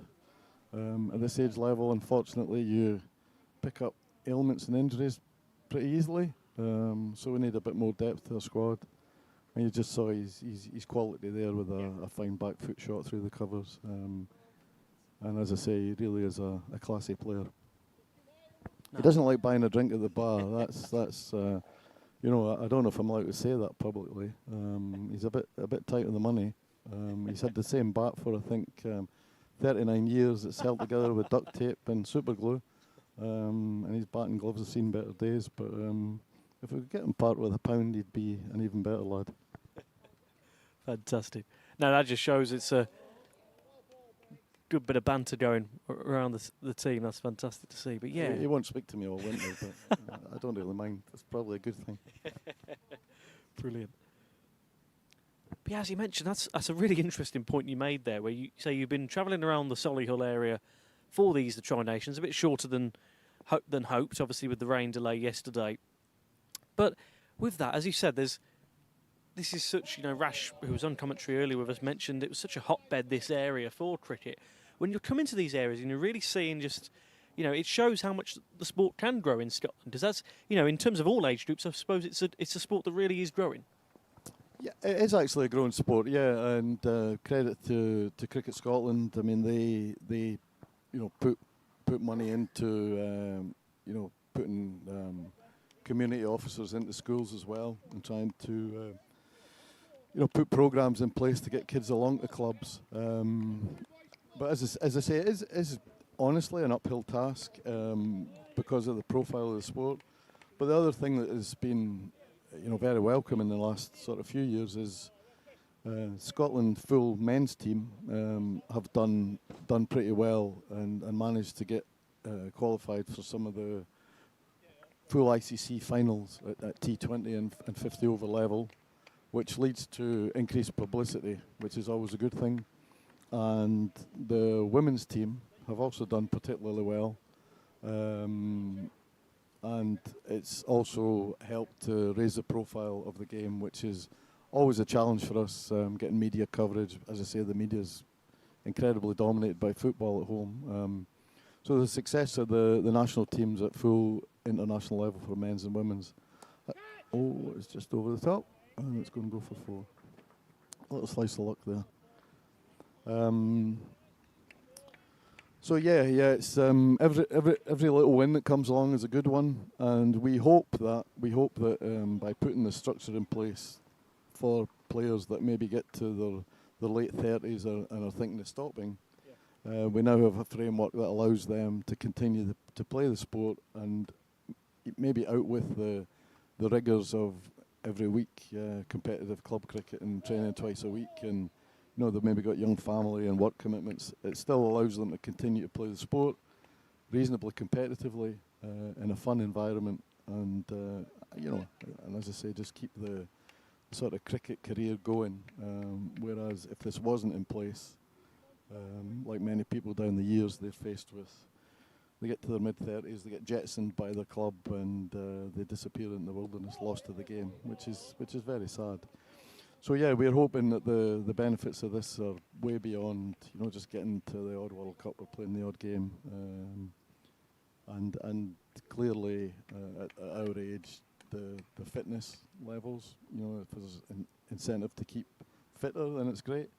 The mental health benefits that come from being active and the camaraderie and being in a team and group environment and being part of something that's a meaningful organisation, then that can only be a good thing, I think. No, certainly, Claude, you're very true there. And the great thing is with games like this, playing against a Lions side as it is today, but a very good Lions side that have done really well this summer. Then you played the likes of England this summer, Wales the other day, and right up to the top of testing yourself against the world champions back in the summer. So that's where, especially that Australia game, where a lot of the Aussies who came over said that was some of the highlights of their tour, exploring Scotland up there. So that must be really pleasing. And having a test like that, that's where you get a little metric of where this team is and where this team's going. Yeah, exactly right. We're very, very grateful to the Australian lads. We were extremely grateful on the last trip. They made the trip north and played us in Dumfries, which is right on the Scottish border, and they sort of bust in and bust out very quickly, and they committed the next time to staying a little bit longer. So what happened this time was we got them exceedingly drunk. No, we didn't. I'm only joking. They made a trip further north to Stirling, and Stirling's right in the central area of Scotland, and the ground there, Stirling County Cricket Club, who are a fabulous club who look after us really well. The ground sits under the shadow of the Wallace Monument. So if anyone wants to look up social media, you can see some of the photographs from there. So straight away for the Australian lads, the opportunity to play in such a kind of historic backdrop was terrific. Unfortunately, it rained that day, so we had to hang about a bit. But we had bagpipes for them, and our piper played Waltzing Matilda, I believe. There was various photo opportunities, and thankfully we even got on to play a game of cricket. Australia had a bat, and they batted nicely, and I think maybe 35 overs, and we bowled and fielded really well, and it was only a fine innings by a chap called Bill Blair, who I'm sure you lads know, who's been the scourge of England a few times. He batted really well at the end, and then some exceedingly good opening bowling just proved a little bit tight for us in the chase. But we competed pretty well. We had a good night with them, and again, I think as much as it being a benchmark for our cricket, which it was, and they taught us numerous lessons in terms of running between the wickets and fitness and general approach to the game, as the Aussies tend to do. It also, I think, reinforced the friendships and camaraderie that can come out of these things. And it was really pleasing for us to listen to the good feedback that came from the Australians sort of post being in Scotland, and they seemed to enjoy that stage of the trip. So it was great for us in many, many ways. And we hope, now that we're Masters Cricket qualified, we hope that any other countries that are coming to the UK at any age level will consider putting Scotland in their itinerary, travelling north, and obviously they'll be very welcome, and we'll look after them the best we can. We can't promise to get them very drunk for free, but there's always the opportunity there in Scotland, as you may know. And just finally, Clark, before I let you go back to your charges, you know, obviously with the I'm not in any hurry. Back to these guys. yeah. Brilliant. With the obviously with the summer coming to an end in terms of the cricket season, what does this off season look like for you guys? Because obviously trying to keep yourself sharp is the most important thing. Especially shot. really good shot there. A goes for 4 again. Really promising by Allison as he gets himself off the mark there. 37 for 1 there now. Garden doing well as well. 25 off 40. But yeah, Clark, what does that off-season look like? Because especially for cricket players of any age, trying to keep yourself sharp. But for a nation who's, as you say, trying to just keep yourself fit, keep yourself really, like, you know, improving every time. What does this off-season look like ahead of the summer coming back? Yeah, Scotland in the winters. Yeah, you've got to make your own entertainment. I think we've learned that down the years. When the clocks change at the end of October, it gets dark early, and it's not light for very long in the winter. So it's long winter months up north, I have to say. But we thankfully have some good indoor facility in Scotland. We're not allowed to play. We're not capable of playing games indoor, but we are capable of, you know, having net practice. So with the sort of World Cups coming up and the sort of keenness among the group, we will schedule regular winter net training. The lads will have their own individual fitness plans that are being set by Jerry Smith. No, I'm joking there. They will, I'm sure, look after themselves the best they can. It's over the top as well. It's another 4. Nice shot.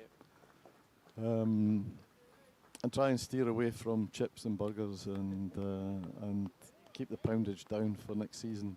And then as the season approaches and the clocks change, obviously like every other cricketer, we get enthused about the following season. But yeah, the winter will be net training, driving through the snow to the winter nets, wondering what on earth you're doing, questioning your sanity, and then driving home again. But yeah, that's basically us. We do the best we can given the conditions. And talking to conditions, unfortunately, that looks like the rain is coming back on. Yeah, it is starting to come down again, unfortunately. It looked like we were going to be a bit safe from the rain. Hopefully just a shower. Yeah, let's hope so. So though I've got one. I think we're probably just about done because your main commentator's looking like he's maybe going to become unemployed as I settle in his chair, and he's looking a bit worried. I've only got one question for you, if that's okay. Yeah, go for it. Yeah. Who do I send my invoice to? That's right, I know. It's been a good job. Is it Merriman or Gordon Lennox? Definitely, yeah. Send it to Ed. Okay. Or Mr. Bradley. Or Mr. Bradley Rush. Oh, Bradley, okay. Or maybe all 3 and hope they don't realise I've sent it to all 3 of them. Brilliant. The Scottish 50p, yeah. the Scottish captain, Clark McConaughey. There's been really interested to learn all about Scottish cricket. So My thank you very pleasure. much indeed. Thank you. Yeah, great to hear. Some brilliant insight there from the Scotland captain. Good laughs there as well with Clark McConaughey. As, yes, he's watching his Scottish side at 41 for 1 at the moment. Some good hits from Stephen Allison and Graham Garden. Leave them on 41 for 1 as Rash Mahmood will rejoin me in the commentary desk as the rain just starts to come down again. We haven't had much luck this afternoon. But yes, Rash, our good old friend Dudworth Lewis, has come back to haunt us for the final game. You know, the Scottish now require to get up to 222, so they need another 181. What have you made of them so far, 12 overs in? Oh, as I say that, caught him there, didn't he? Thanks, Owen. He's good value, Clark, isn't he? Really good. Yeah.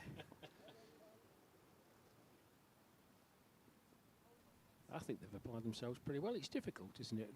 Stop-start and what have you. But we saw in the last over from Steve Allison, more than capable of dispatching the ball to the boundary. So the Duckworth Lewis score for them to win, 222. And it's Charles Schofield being impressed with him. Saw him for the first time live on Tuesday. Very, very good bowler. Good variations of flight, pace, gets the ball to turn. He's someone who I think's got. Oh, there's Wasn't there's a van just disintegrates behind us.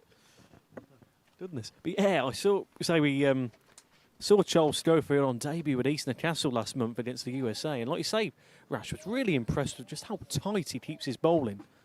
Really, really impressive. He come in same day as Ian Barton, and they both did really, really well for themselves at Eastnett.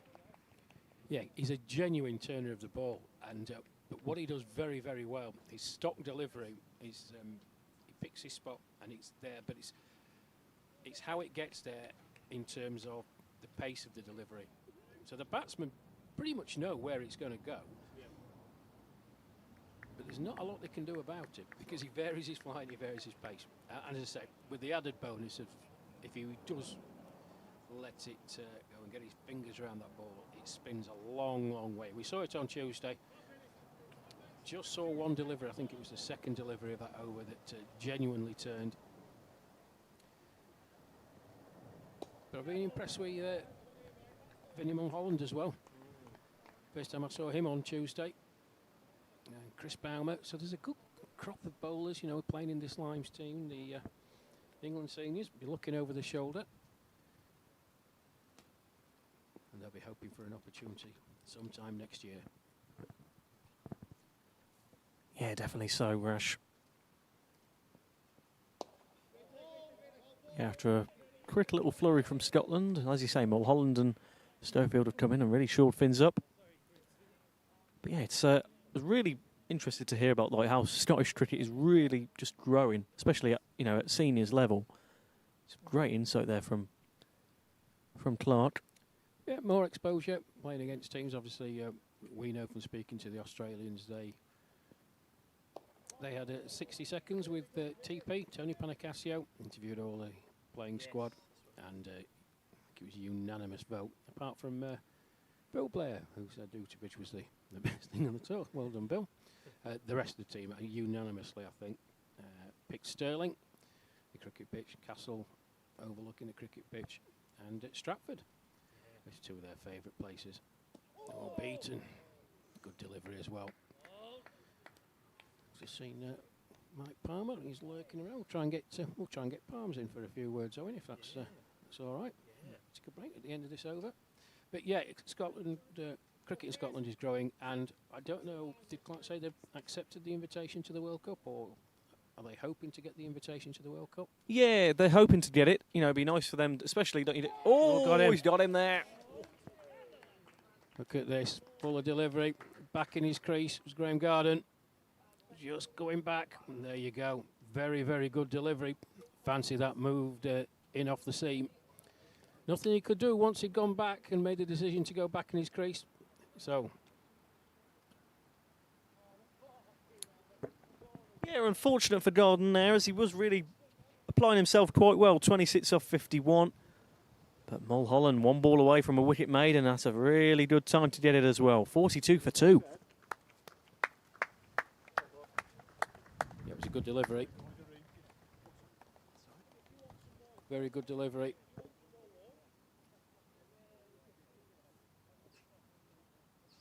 In comes Peter Moses then.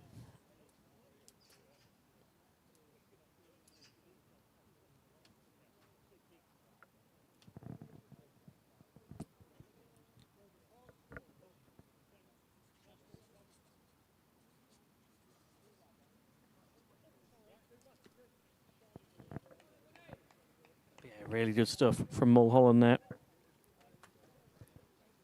So we just approached 5 here at Walmley Cricket Club. Big thank you for everyone for joining us here today. Bit of a bonus game, as we were meant to be at England Wales earlier on, but due to the rain delay, we've turned up here at Walmley. Some great cricket action between the Lions and Scotland.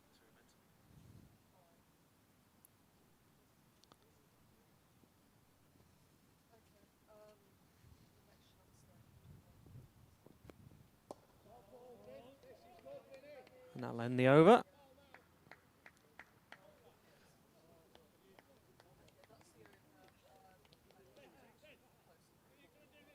Yeah, that will be that wicket maiden, Mr. Vince Mulholland. Great one for him. As we say, remains at 42 for 2, 180 runs needed in these final 23 overs. If Scotland are to win this one today, here at Walmley. Yeah, wicket maiden for Vinnie Mulholland. 2 overs, 1 maiden, 1 wicket for 9. I think what's pleasing, I was just chatting with a few of the Scottish boys while you were chatting to Clark, is they're really, really enjoying the cricket. They're really enjoying the test. Listen, they've had some tough times recently in the few years. Up until they were granted IMC status. And so congratulations to Clark and everybody involved in seniors cricket in Scotland. It's really pleasing that all their hard work and diligence has paid off. And like he says, it'll be great for touring teams when they come over to play England and then take a trip up to Scotland. Facilities are first class. Hospitality, absolutely first class. So I hope it goes well for them in the future, and I do hope that they are invited to the World Cup in Canada in August next year. Slightly aerial, straight over Nigel Moore's head. Another good shot for Allison. He's just dealing in boundaries at the moment. He moves on to 12. Yeah, good stuff from Stephen Allison. And as Clark mentioned, on debut this afternoon for Scotland, which is really nice to see. Again, some really promising players coming out. And he's mentioning to me how, compared to county level in this country, it's all about your club cricket up in Scotland. And they've got some really, really promising clubs. And that's nice to see as well, because it really is that local feel to it. Scotland, how tight-knit it is as a country anyway. These players are really coming together. Oh, it's close. But as he said, Rash, it's this sort of group of people that have come in together. And as you say, getting that IMC status is so important, because for years, as you say, they're really wanting to take that next step, aren't they? And it's so pleasing that they have done so this year. That's good cricket all round. Good shot by Allison. Well fielded by Nigel Moore, the line skipper.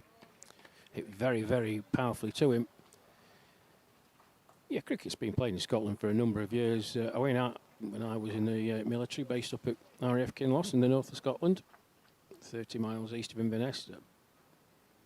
I had to go searching for a few teams, but we played in some great places. Peterhead, Aberdeen, Strathpeffer.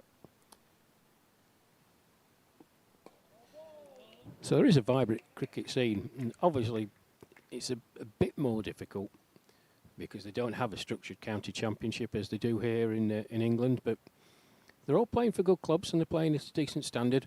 But what does bring them on, of course, is playing against their age group in international competition.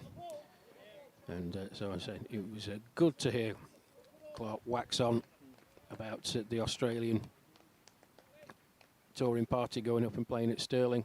It will only bring them on, and we mentioned it on Tuesday. The likes of the West Indies and the USA, yes, on paper they don't look particularly competitive games, and I think the scorecards will maybe reflect that, but it's what they take out of it.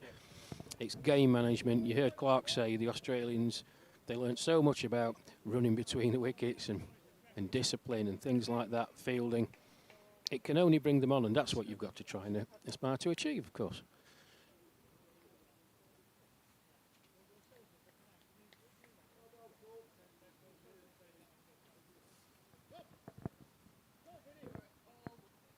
Yeah, certainly so. And as we say, so this last game of this very, very busy, packed-old summer schedule of seniors cricket internationally.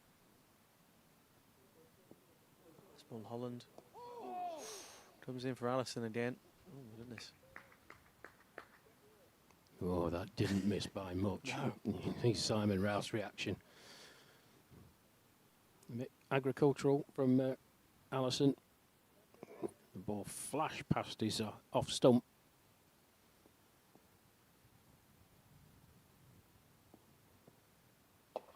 Yeah, good delivery. Nothing you can do about that. Did well to dig it out in the end. Yorker length.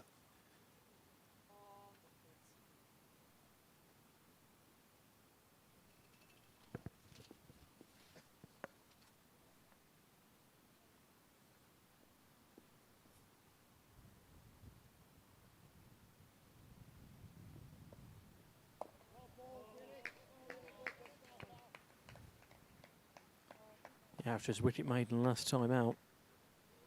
Mulholland halfway to another maiden end. He's doing really well. Really just started to limit Scotland to anything.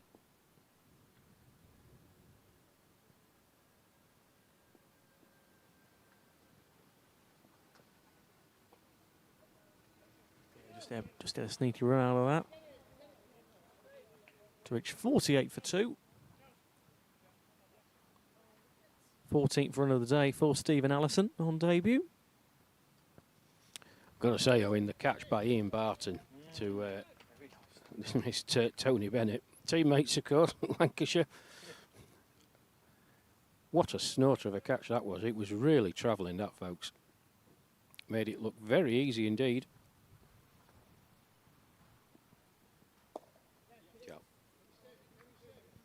Yeah, nice from Moses, and that will trickle towards the boundary rope. Oh, just about saved before it can become 4 runs. Yeah, good chase by Chris Bauer, not easy. This greasy outfield running downhill. Got 2 from Moses, brings up the Scottish 50. 50 runs, 15.5 overs.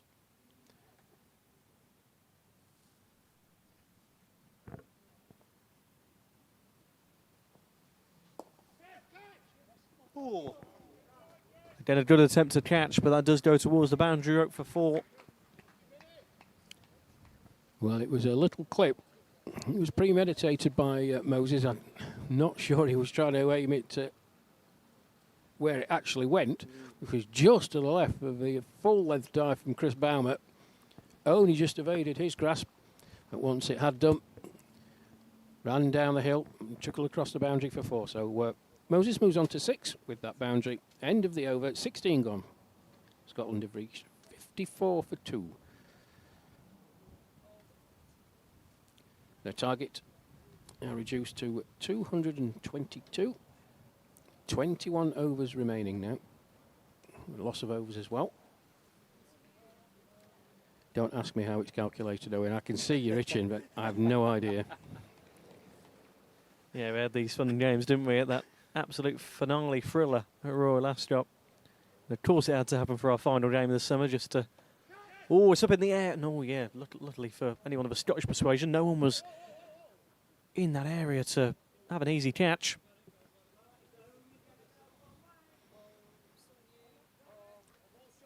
Yeah, and that's the delivery that Schofield can bowl, the maximum revolutions on the ball. You could see it in his delivery.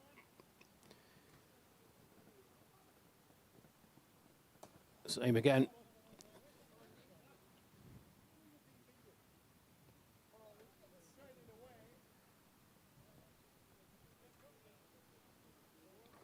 Well, he's seen 2 consecutive balls go through the cover area. No changes to the field as such. He may be making quite a big show of Nigel Moore going 3/4 of the way back at mid-off.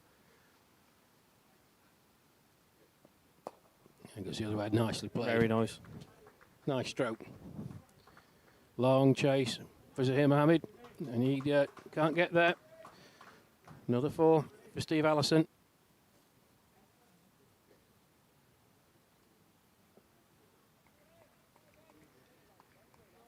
Very nice, controlled sweep shot. He moves on to 19 from just 24 deliveries that he's faced. His 4th boundary.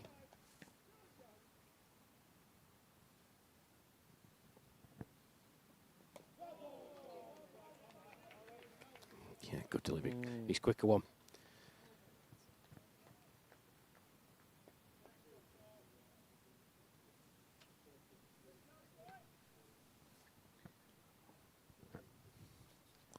Yeah, positive that from Schofield as he does just try and just catch him out in the air.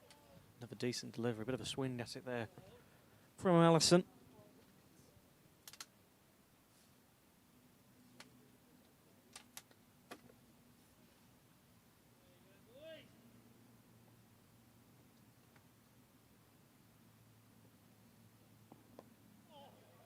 Great shot again, and Mohammed will be on the chase. He will reach it this time. before it reaches the boundary rope, but they will get 2 runs out of it to move on to 62 for 2 at the end of the 17th over here at Walmley.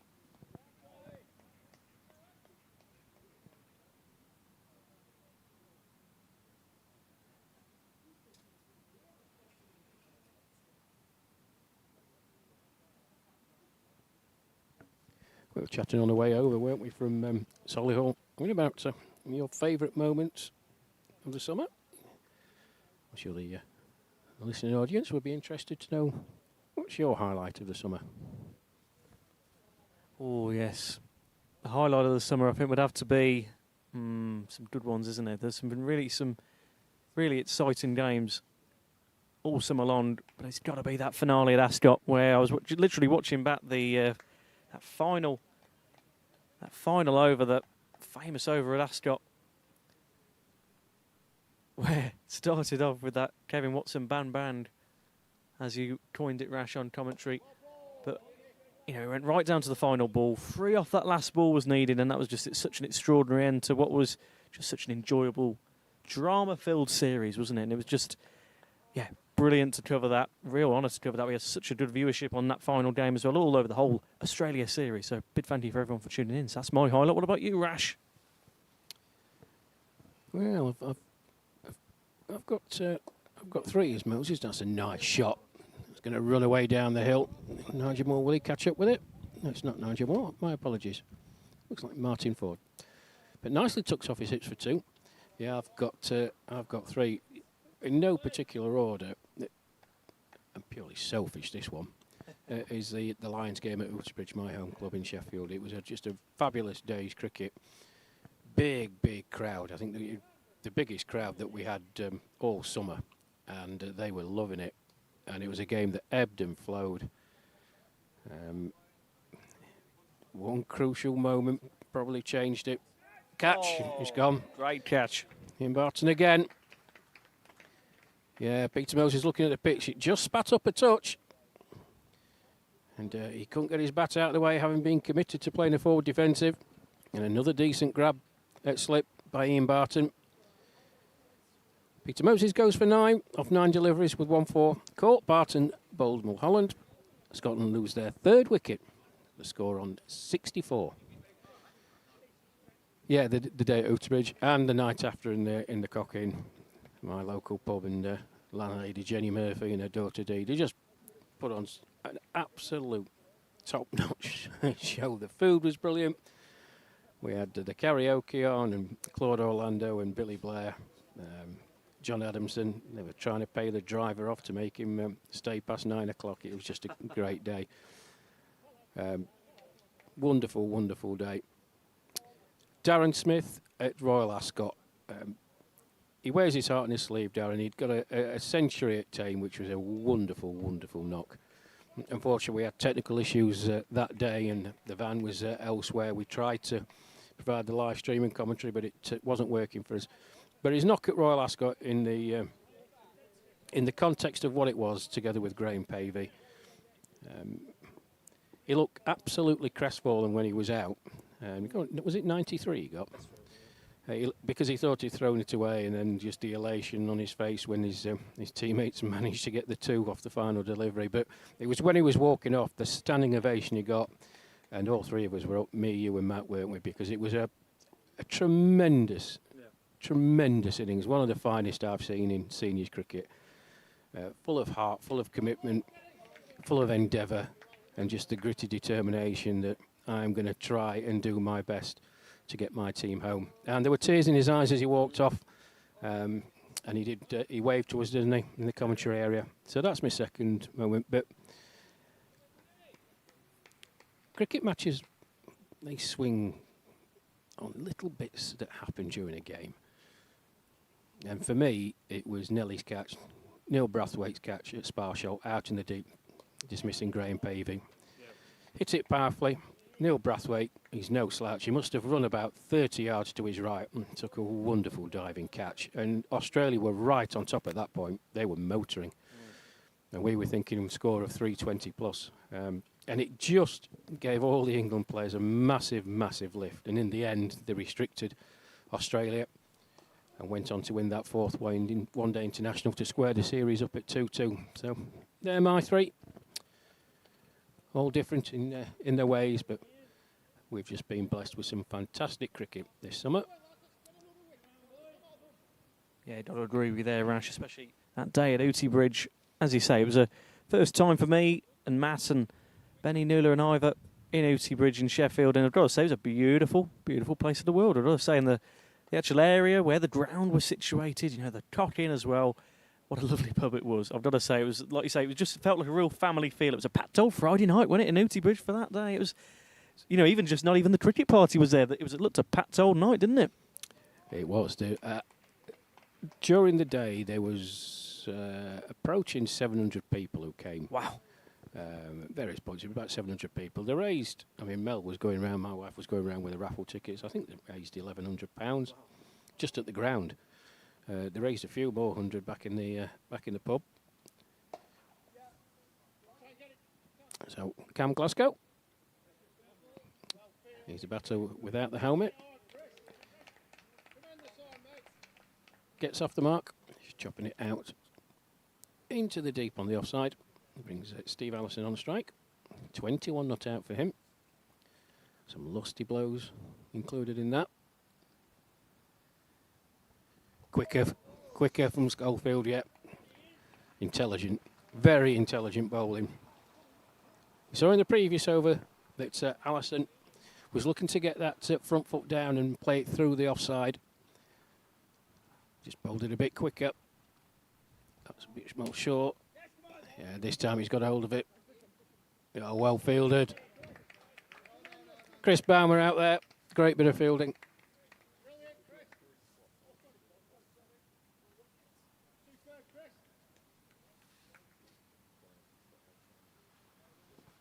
Yeah, it's Stowfield's coming again. Then that's that one dot ball one. Ooh. Yeah, that has spun. And that's spun a long way. And see where Simon Ralph took it in the end. Oh, the quizzical look from Cam Glasgow. Oh, That's a good shot. Yeah, no messing with that. He's dispatched that through mid-wicket for 4. Made his mind up early and committed to the shot. Nice strike. The score moves on to 71 for 3 then. Glasgow moves on to 6 with that boundary.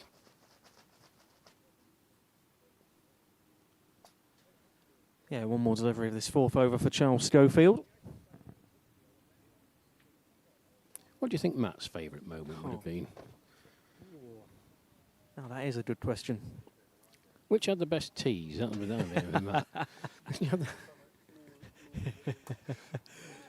So, it's a lovely shot again. Really, I've been impressed by Scotland this afternoon. Some lovely shots, and Glasgow coming into the middle now. Another 4 brings him on to 10 off only 5 deliveries. That's good from him. 75 for 3 then to end that the 19th over of the day for Scotland. Yeah, slightly overpitched that final delivery from Charles Schofield. And Glasgow, beautifully timed shot through the covers. No chance for Chris Baumer out there in the deep in the offside. Yeah, we've enjoyed some cracking cricket teas, as you say. That probably will be mine and Matt's favourite. We've been to some fantastic grounds up and down the country. For those, you know, the hospitality, as we've always said, has just been second to none. So yeah, it'll be nice. I'll be missing those cricket teas over the next few weeks, I'll tell you that much. But yeah, it's even another one of the highlights was going to such an incredible venue as Loughborough. You know, that was such an extraordinary venue. You know, the Union itself is such a absolutely brilliant sporting venue for quite a lot of sports university. But my God, the facilities there were extraordinary, second to none. Yes, they are pampered, the seniors cricket and men's international team, and quite rightly too. But that's hit very, very powerfully down the ground, and Schofield hasn't seen that at all. He'll do well to stop it. Oh, well done. Good work. Very good work. Didn't see it initially, but ran around to his left to make the stop. Yeah, the facilities there are absolutely outstanding in our England zone.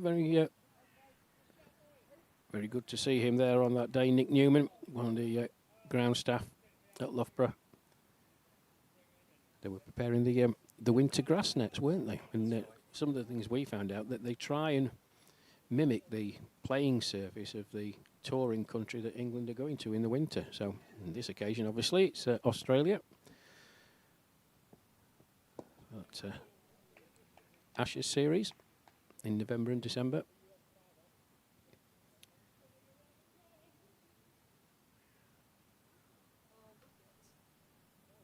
And the great thing as well, Rash, of how you know of all the teams that have come over here, you know, the West Indies, Australia, the USA, everyone's just been such a great bunch. I've got to say, we've chatted to so many new people. Of course, you knew the Aussies, but you know, me and Matt met them, and we met the USA guys just recently last month as well. Everyone's just been so welcoming, and I think that's been one of my highlights as well, is just chatting to so many different people about this sport that we're all engaged with.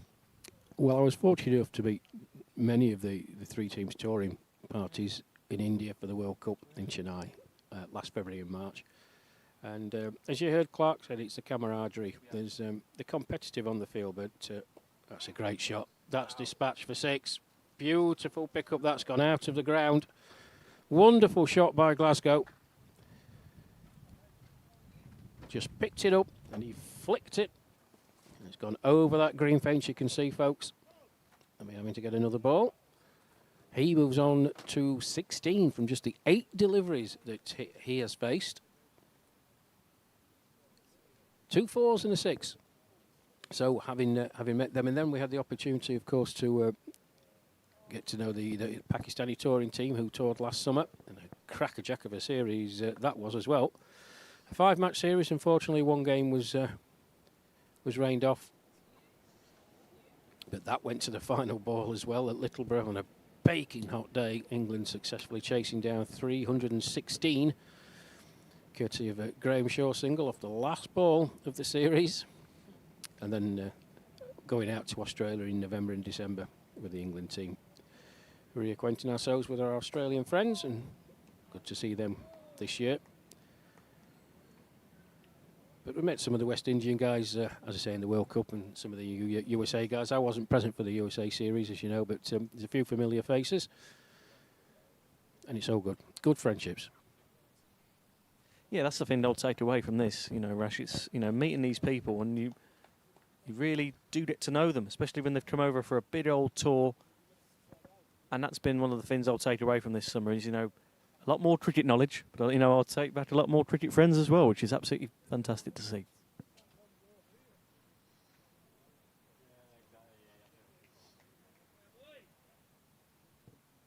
But yeah, I was thinking this when we just said goodbye to Clark a few, you know, about 10 or so overs ago. It'd be really interesting to see where this Scottish side is in time for the World Cup next year, because they're a side that, especially this summer, have really come into their own, haven't they, Rash? Yeah, they have. That first game at Saltland, say England posting 299 on previous. That's a great pickup again. Chase for the fielder. I don't know if we'll get there. No, we won't. 4 more to Allison. Lovely controlled shot. He moves on to 27. And that's his 5th boundary of his innings.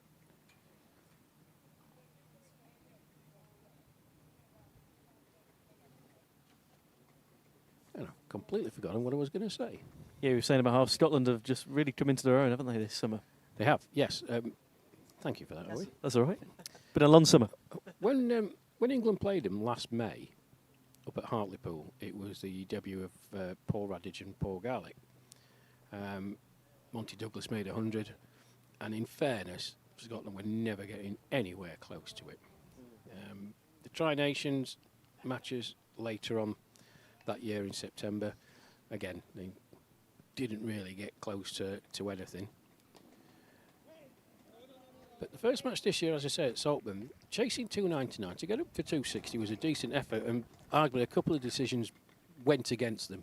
I've got to be perfectly honest. I'm not sure they would have won, but I think they would have been closer than the 30-odd deficit that they finally got to.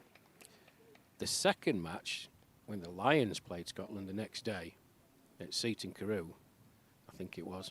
That was an absolute belter of a game. We saw the emergence there of Timor Allen. That's when he first came to the fore. Oh, he's got him. Got him. Full length delivery. Allison going back in his crease. Have a look at this, folks, on the replay. Look where that ball's pitched. There you go. And it's spun. Dislodging the bails. Wicket for Schofield then. Well deserved, but a good knock by Stephen Allison. 27 off 38, but Scotland lose their 4th wicket with the score on 86.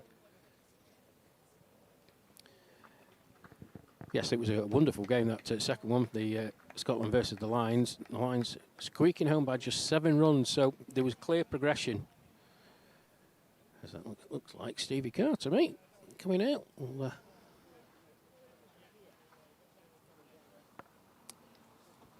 it is, unmistakable figure, Stevie Carr, and he can hit a ball. So they are progressing, and it's good for Scottish cricket. It's good for the Tri-Nation series. It's good for these Scottish players because you can only improve by playing against your peer group.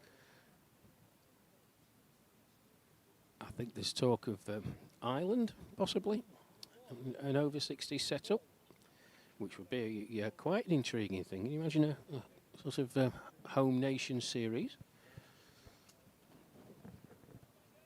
They used to have it in football. Yeah. But it's good for us, it's good for seniors cricket.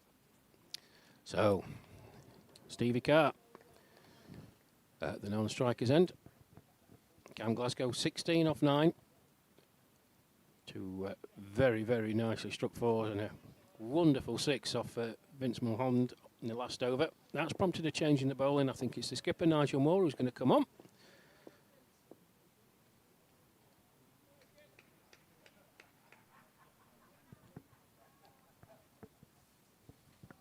Evan, that's been the pleasing aspect of it as well, Rash, where you mentioned the emergence of someone like Timor Allen at Seaton Carew, where you see players that have had that breakout moment for the Lions, and now, you know, Timor's a mainstay in that England over 60 side. So that's been really, over the whole summer, we've seen players that have had such a great, you know, match for the Lions, and they've really stuck their claim into this England side. And that'll just, you know, that'll really make the choices for Ed Dorden-Lennox ahead of next summer's World Cup ever more difficult.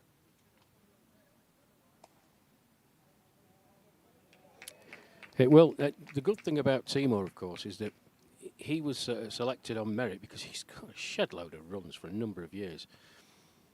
But what he did when he got his opportunity, he didn't change how he approaches a game. Now, someone may say, well, it's international cricket and you need to be a bit more cautious and a bit more careful. Well, he ignored that and just played his natural game. And his natural game is to go onto the attack. And he does it and he backs himself.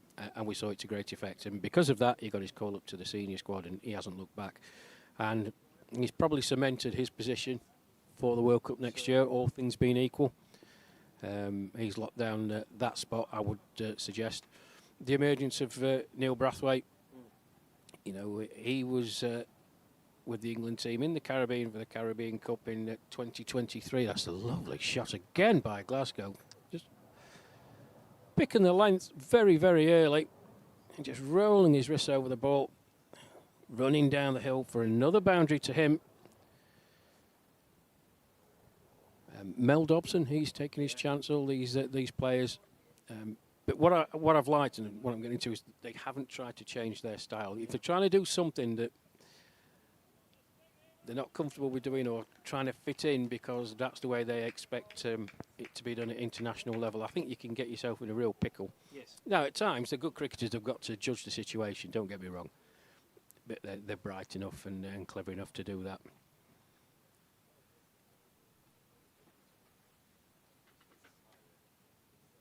What a hit that is. Almost coming and almost taking Benny out, Ivor out, I should say. And my goodness, it just goes straight past us and goes for 6. And goes straight into the housing estate. All behind somebody's car. There we go. When they found it. Yeah, Glasgow, my goodness. Scottish by name, Scottish by nature. But what a performance he's had, Cameron Glasgow. Well, you asked me, didn't you, when when the England boys were out there about their Scottish batting lineup, and I did mention Cam Glasgow, Stevie Carr, Bob Angus, in Garden. They're more than useful.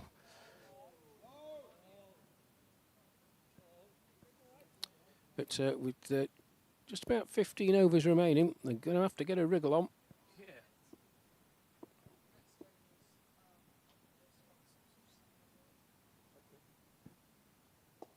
Another cracker. Another go for 6 once more. As Scotland reach a 100 run mark, 102 for 4. Well, it was effortless. Absolutely effortless from Glasgow.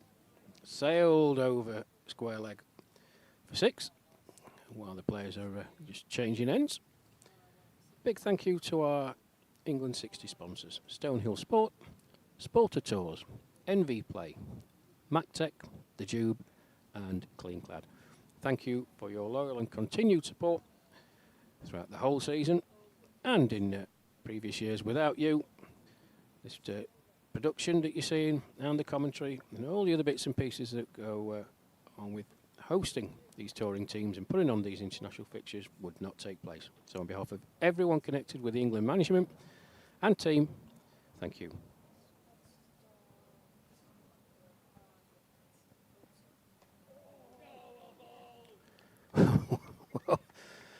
Well, we're not going to see any fireworks from Steve Carr. He gets a golden duck, but an absolute japper from Schofield. Look at the smile on his face.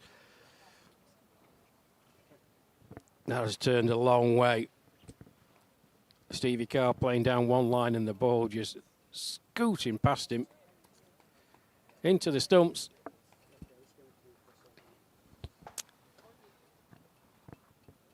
And this is going to be Charles Schofield's hat-trick ball. Having taken a wicket with a founder delivery of his previous over, a wicket with his first delivery of this one. Wow. Wouldn't that be a nice way for him to end his debut campaign with the Lions?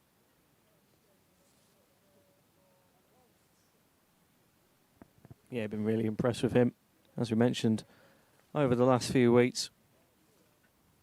But joining Cam Glasgow now will be Tim Preston-Jones.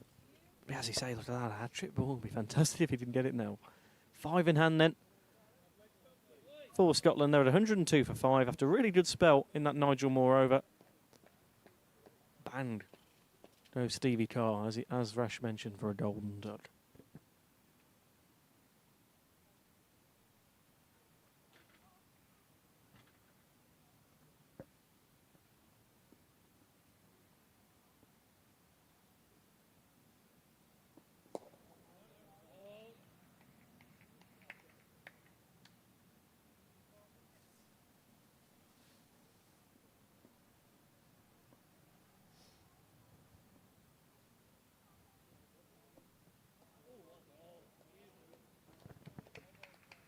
Preston-Jones prevents the golden duck, but 2 dot balls in succession make it quite a positive start to this Schofield's 6th over of this innings.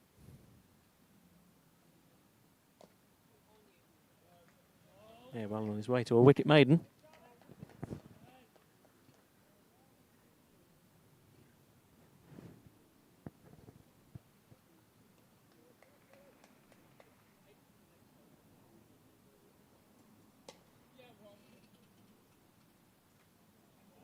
Tim Preston-Jones stops that in its tracks, and he gets off the mark to move Scotland on to 103 for 5.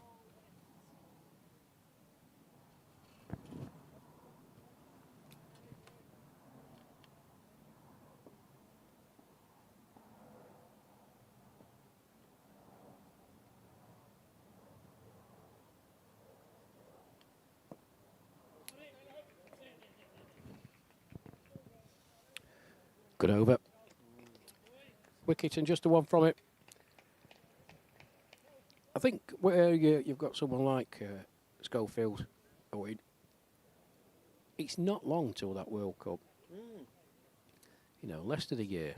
There's probably not going to be too much cricket played between now and then. Obviously, we have the winter months, but when it gets to the spring, you probably may have some trial games, and you may even have an early Tri-Nations tournament. But people like Schofield at the back end here are putting themselves right in the selection committee's thoughts. Now, it's going to be difficult to know what the pitches are going to be like in Canada. Speaking to the boys who were there a couple of years ago, they were difficult pitches, let's put it that way. Yeah. I know there's been a lot put into the infrastructure by the Canadian Masters Committee. But I think he's someone that has got to be right up there in the thoughts of the selection committee to take along. If he's able to travel, of course. I really do like the look of him. Yeah, that selection. Those decisions for Ed Gordon-Lennox and Paul Bradley over the next 11 months or so. My goodness, it'll be really, really intriguing to keep an eye on. And as I've mentioned to quite a few of the players on commentary, or I've just been chatting to them in the clubhouses here, that 11 months will go by like nobody's business. My God, it will fly by. Yep, keep yourself fit. You heard Clark talk about it. Individual training packages and regimes to keep them fit over the winter. And then as it gets to towards the end of February and March, you know, your winter nets, and then you're out onto the grass. And before you know it, the county season starts again, and trial games and this, that and the other. And of course the team announcement for that World Cup, I mean, I think it's going to be quite early in the year. You've obviously picked your squad and checked their availability. It's a misnomer, folks, and we've had this a couple of people who've collared me at grounds saying, well, it's all right for them because they're not working. Well, a lot of these boys are still working. It's trying to arrange time off work. Obviously, doing that, it's like a payment. A lot of these people work for themselves as well. It's all self-funded, of course. It's a nice shot. It was a full toss. Nice to put away down the leg side. Yeah, that reminds me of a comment, Rash, that was left on, I think it was a Facebook post that Kev Watson was talking about the county championship, and Darren Smith said, "Do you fellas ever work?" Because the amount of cricket they've had this summer is quite extraordinary, isn't it? So that's incredible. Well, Watto's up to something like, I think he said something the other day about 44 games. Yeah. And that's like, you know, he was saying county, that's international, that's even a few games for Fairburn as well. So he's had a packed old schedule. He said he'd be glad for a rest. I mean, he's fit as a butcher's dog, is Watto, but that's still some going. You know, I don't care what age you are, 44 games in a season. And it's the travel as well, because Kev's been in and out of the Lions squad initially, and then into the England senior squad, and there's a lot of travel involved with those three series. The West Indies predominantly in the north. Australia started in the north but worked its way down, and the USA was all down south, and from Yorkshire. It's a long way to go. So the travel and the accommodation expenses, it's tough, and we're always looking for sponsors, folks. If you would like to sponsor the England team, or find out what sponsorship means for you and what you can get out of it, then just go on to the England Over 60s Facebook page, send a message in. I'm sure someone from the management team will be in touch.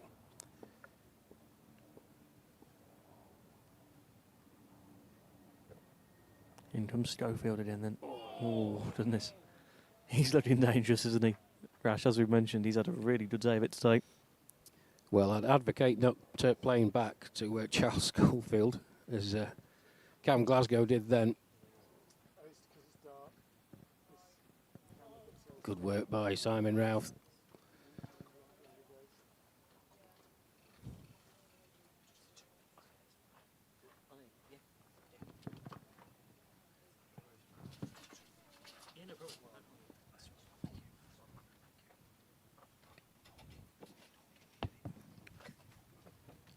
Owen Mason just taking a quick break as Shaw hands Barton. Seidel was in next. You made that first one look easy. I mentioned something similar in the World Cup with Tony Panicasio, like shelling peas. I mean, what do you think you're playing at, lad? I know. Well, I think it's because it was Tony Bennett batting, wasn't it?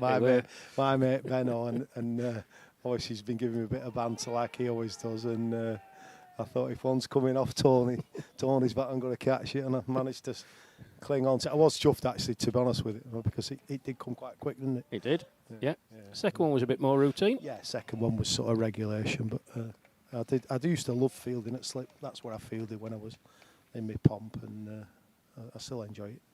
And a good knock to today as well. Yeah, well deserved half century. Really enjoyable, and just really, just chuffed to get 50, but not really bothered to get the 50. The bottom line is getting the team to 250, which I think on here was a great score. And I would like to thank the groundsman and for the work he's put in here to get this game on today, and his attitude of wanting to get the game on. I think it's absolutely brilliant, because it's not ideal out there, we know that, but both teams wanted to play. The groundsman was absolutely fantastic, and he was more or less saying to the umpires, look, we're going to play. And then I believe, why you guys are here now, I just find it absolutely gobsmacking that the first team was, England against Wales was abandoned without a ball. It's just mental to me, that. But anyway, probably shouldn't have said that. I'll get in trouble now. Oh, you're going to get rare done. Yeah. My phone starts pinging now with Mr. Bradley from Malta. I mean, what are you doing? Censor these people. Come on. Sorry, Mr. Bradley, but yeah, just disappointed because our lads want to play. I'm sure the Wales lads want to. We've come all this way, and apparently the wicket there was a lot drier than the wicket we've played on today, and this wicket's been absolutely fine. A little bit of wet on the out on the square, but I mean, I'm sure they could have it had dried up in an hour or two. But there we go. Oh, that's short. Swung away by Glasgow. There is a man out there in the deep. Does the fielding? He's batting well, isn't he? He is. He's batting well. He's hit some lusty blows, hasn't he, to the leg side? Yeah, it's been. I just was saying it the other day. It's just great. The lads wanted to play. They get to our age, and the lads are keen as mustard to play on a wet outfield, and the wicket's obviously a bit wet, but lads are just so keen, and it's brilliant to be able to see that and to be part of it. Yeah, it is indeed. I know there's obviously concerns, and player safety is paramount, and we get that. Yeah. And the umpires have a duty and a role and a function to perform. I must say, having got here, I echo your thoughts because looking at this this outfield, it looks in a bit of a poorer state than the one at Solihull. But that's going to be sharp. If he'd hit it, he was gone. He wasn't in the frame, was he? Was that Neil? I think Neil, it was Neil. Yeah, Jacko. Yeah, he's really close. And he's just missed one stump to aim at from coming in from sort of extra cover, and he's really unlucky because he's just missed the stumps that, and he wasn't in the frame, was he, Preston Jones there? He wasn't, no. He would have been out for all money. Brings Cam Glasgow back on strike then. Gets himself into a bit of a pickle. Really favouring that leg side. He certainly is. And you can't blame him. Obviously, we're looking here, aren't we? What we got here has about probably 50-yard boundary, haven't we? Something like this leg side. The other side, it's a bit similar to the other day, isn't it? When Lions, and it's probably 90 yards probably to the far side, isn't it? It is, yeah. And about 50-yard boundary here. So, it's no surprise the sixes have all been this way. That's nicely played. Straight back to Mulholland, and there's no run. Yeah. So all in all, in your experience of being in and around the senior international setup, yeah, you're looking forward to replicating it next year and maybe going one better. Oh, I'd absolutely love to. If I'm lucky enough to, to get, to keep fitish. I need to sort this hamstring out. I've got a bit of an issue with, but I'm sure that'll be fine for next year. And if I can keep fit and the enthusiasm and the my will to win and encouragement and being around the boys, that'll never change. I'll always want to encourage and be positive and try and be as loud as possible like I am. But it's just whether I'm keep fit enough and whether I get selected. It's been absolutely fantastic. I'd love to play again next year, but I've got to I would have thought there's so many good players at over 60s cricket we've seen, you know, the Lions. We've got 4 or 5 new players playing, and they're all playing really well. And you know, it's no conclusion that I'm going to get picked. I've just got to try and keep scoring runs for Lancashire, and then hopefully I do get another chance for the Lions. And you know, if I'm really, really lucky and somebody, you know, gets injured or whatever, I might get a chance in the first team. But you can't count chickens. You've just got to keep playing as well as you can, haven't you, mate? And that's all you can do. Yeah. And in terms of Lancashire, you know, obviously a bit of a disappointing season for Lancs this year. Yeah. I watched them a couple of times, and they just seemed to go off the ball, where in previous years, obviously the powerhouse with them in Yorkshire and Essex and Warwickshire. What do you think is going to be the driver this off-season for Lancashire as a county? I think it's difficult for me. You know, some of these lads who were playing in the first team been playing for nearly 20 years. Or they played all the 50s and then they played all the 60s. And I think obviously, you know, all these lads who are now 66, 67, 68, whatever. They're brilliant cricketers, still are, and they know the cricket inside out. And I think it's a balance, isn't it, of trying to get a field that's mobile, if you will, in the field, whether it's first team, second team.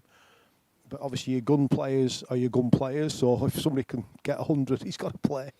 If somebody can bowl 9 overs for not so many, he's got to play. So it's trying to get a balance. I think the lads will know within the setup that we do have to introduce younger players, you know, because at the end of the day, there's a big difference between, you know, 60 years old and 67, 68, 69 or whatever. But yeah, it's going to be interesting, because I think this year, when you've watched us, we didn't play well all season, actually, like destroying a team, really. Maybe Derbyshire we beat by 9 wickets, maybe 1 or 2, but we were. And I think what the difference has been from what I've been told of other people and people who've watched us for a long time, we just used to smash people, didn't we? We used to get 300 runs. You know, if you've got somebody who's Glenn Bullock, for example, an absolutely amazing player. You know, Glenn's 69 now. He's going to play 70s next year. Yeah, Still Punchy as well. John Punch, fantastic player. Noddy, fantastic player. You know, so we used to get, I think, from what the lads were saying, you know, it didn't really matter about, you know, who's bowling where and who's fielding where, because we got that many that the opposition were never going to get it. I think that's what I'm alluding to. I mean, it's peaks and troughs, isn't it? But, yeah. you know, the couple of years I've been watching the seniors cricket, it was just a norm. Yeah. 280, 290. Correct. Yeah. And you're basically putting the game out of the opponent's reach before they've even started their batting innings. It was just, we talked about it, didn't we, the other day when we saw the Ridings match against Lancashire at Elsica. Yeah. And you were in an absolute pickle until Deeks came in and scored that 70. Fantastic, isn't it? And I think that's what's brought it home to people who've watched the county championship over a number of years, like your traditional Big Four. You can mention Big 5, 6. You can include Durham in that as well, can't you? Of course. The emergence of Wales, Cornwall doing so well this year. Middlesex had such a run at the end of the season. Brilliant. I think there's 6 or 7 on the trot. Yeah. You know, Essex struggled this year. I think what it is as well, you know, the more people find out about seniors cricket, who are still keen cricketers in the 50s, like, you know, so the game's going to get bigger and bigger. We've got 35 counties already playing, haven't we? And I think there will be a change, because you can drop off a cliff, can't you? As a cricketer, you can be like 64, 65 and be brilliant still, and then the next year if you're not, and I think it can change around really quickly. And I think the thing, going back to the Lancs thing, I think where we've got to try and bit different. I think we've got to maybe realise we're not going to score 270, 280 every game now. We've got to box a bit clever with the bowling, with the fielding, whatever else, and maybe look to be a bit more savvy with field places or whatever else. I don't know, but the standard's getting higher every year, so it's going to be hard to score big runs and then just, you know, everybody have a ball. It won't happen like that. Every game is becoming a real test, isn't it? It is, and it's a very robust county championship in all 4 divisions as well. Yeah, and it's amazing. It's a great product, and you boys should be really proud of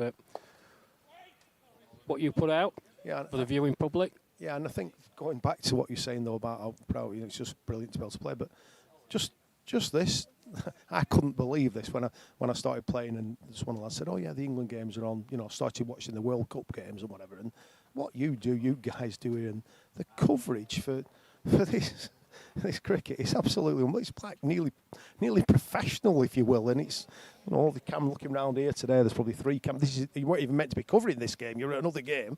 You've got 3 or 4 cameras, commentators. The setup is absolutely brilliant. And I know so many people actually watch this, and it's an absolute credit to you guys, to you as commentator, and obviously all the people who do the technical side. It's what a brilliant, institution this is for us to be able to be part of, but to be covered like you do, it's just wonderful.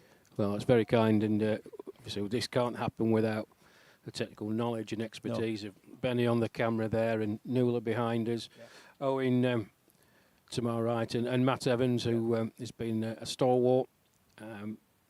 We know it is their careers. We wish them well in their future endeavours, and Ivor, of course, we hope he's going to be back next year. They're absolute superstars, all of them, and the coverage we get is just beyond belief. It's like I'd love to say, you know, when we were in a pomp and now we're getting this sort of coverage in our 60s. It's like mind blowing, but it is wonderful, and you know, we're just so grateful. The only thing for me is the problem that the camera, they say, puts about £10 in you, so I could do with it being the other way, really, but never mind. We'll try and get Benny to put a filter on. Yeah, if you can, if you can get one of them slimming mirrors, you know, them that you see sometimes in there. So I could do with one of them. But anyway, no, brilliant, and I'll get out your ear, mate. But I better go and do some fielding. Thank you. Great to see you. And you. Thank you for Ian everything. Barton, fine half century from him today in two catches as well in the field. And fielding it slipped the first one to remove his good mate Tony Bennett. Really was a fantastic catch, folks. Back on the rewind function and have a look at that. While we've been going on, you haven't really missed too much out in the middle. Scotland have progressed to 119 for 5. Tim Preston-Jones on 8. Cam Glasgow 41 not out off 30. And it's a change of ends for Nigel Moore. Got a bit of treatment in his first over from Cam Glasgow, going for 16. So he's changing ends. As we welcome back Owen Mason. Hello, Owen. Hello, Rash. Yeah, good to be back. Yeah, it's just watching in the truck and listening to Ian's comments there. Great to hear how he's enjoyed the coverage. Great to hear that from somebody who's in the industry as well, which is fantastic to hear as well. So, brilliant. You won't forget the people like me, as minions, when you're a media mogul, will you? That's right. No, I won't forget you, Rash. That's right. It's been a pleasure. It's been an absolute pleasure this summer. Well, you might get something dodgy through your letterbox. No, I'm saying it's great for you to have this exposure, and Benny and Nuala and Matty, of course. And I genuinely mean it. It's heartfelt. I wish you every success in your ongoing careers in the media. It's been fabulous to work with and alongside you. Both last year and this year. Anyway, I wish you all well. Brilliant. Thank you very much for your kind words there, Rash. Really appreciate it.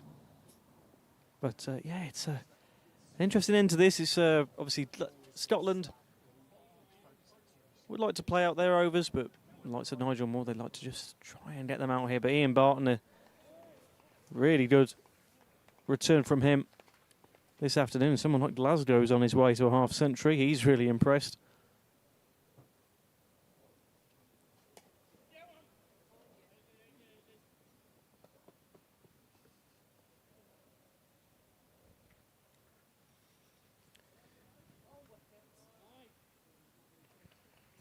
Yes, when Steve Allison was at the crease and looking well set, Scotland have a little bit of a squeak with the revised target, as it is just about after this delivery. I think there'll be 8 to go. That's a nice shot, though. Just rocking back in his crease, playing it out into the offside. And Chris Bowman doing the fielding. Good throw in. End of the over then. 100 more required, but just the 8 overs remaining. 122 for 5. Preston-Jones on 9 not out. Glasgow on 43 not out.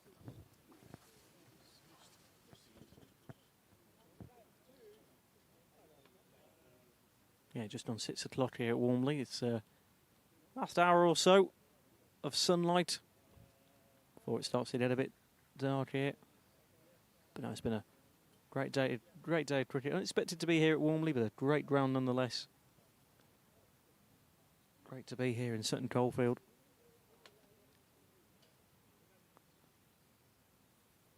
Is this nearer to home for you then, Owen?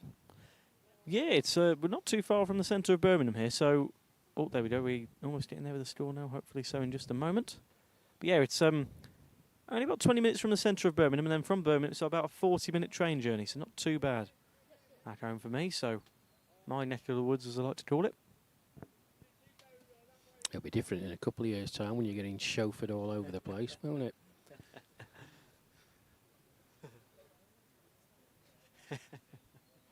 Oh, yeah, well said, Nils. Oh, no, she's only 20 minutes away.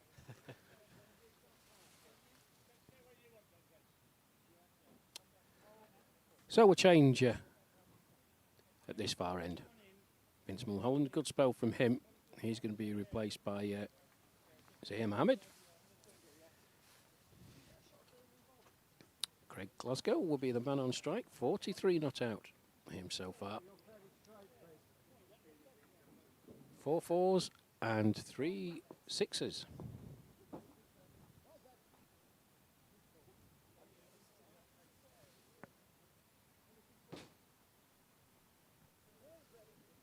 And I fancy Mr. Glasgow is going to be looking in our direction, Owen. Yeah, definitely. A shorter leg side boundary for him.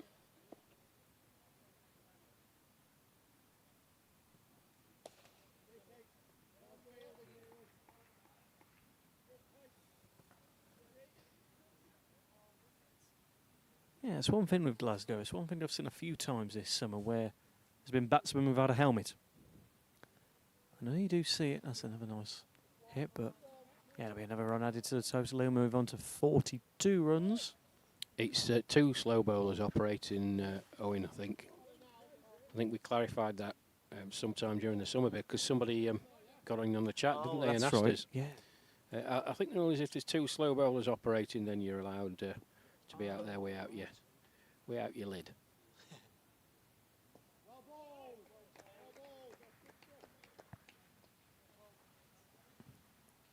Yeah, well bowled indeed.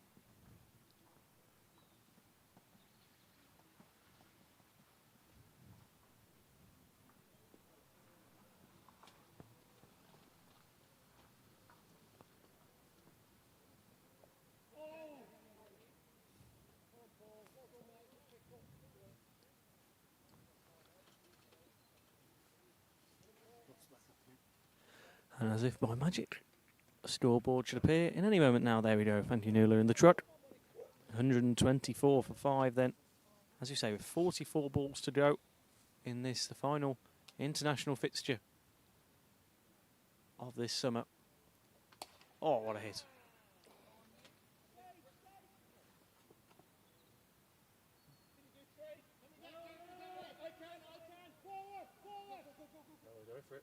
Go for a few there.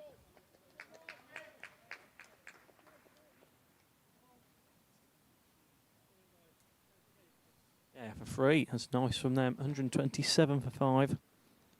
Preston Jones moves on to 10. Glasgow, when he's back on strike, will be 3 away from his half century.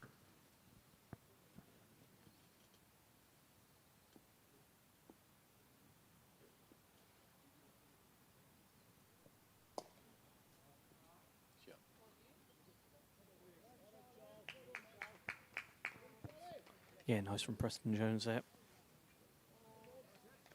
Moves at the end of that, 30th over. 128 for 5. Preston Jones 11 off 25. Glasgow 47 off 37. And as Rash mentioned just before, a big thank you to the England Over 60 sponsors: Stonehill, Sporter Tours, MV Play, MatTech, The Jube, and Clean Clad. A big thank you to all of those. As we say, without all of their continued support, all of this just wouldn't be possible. So a big thank you to them for being a massive part of this cricketing summer, the golden summer, as Ed Gordon Lennox coined it. Still need to go down to Woolacombe and try that sweet chili chicken the Jube offers. Meant to be world beating. Is that a Steve Aston recommendation? That was actually. Oh, he must be gone. Oh No. Well, Preston Jones, he was on his holidays early doors. Look at this, straight down. Oh, he did well to get his bat down. Hit. Such was the slow pace of the delivery. It just gave him that opportunity, but he had a little bit of a Strictly moment, sashaying down the wicket. Swing and a miss. And despite the best efforts of Simon Routh, deemed not out.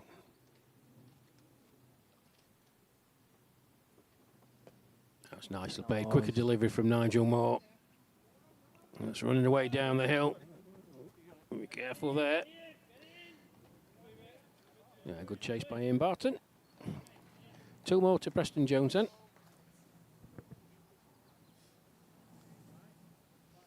Yeah, the sweet chili chicken was a recommendation of a good friend of mine from a few years ago. He used to go down to Woolacombe all the time on holiday, and apparently it's absolutely fantastic. So I'll have to give that a go.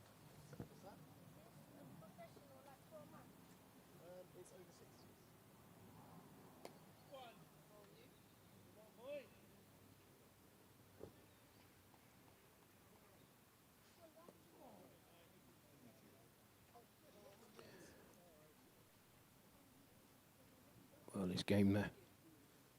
Just meandering to the finish. 91 more required by Scotland.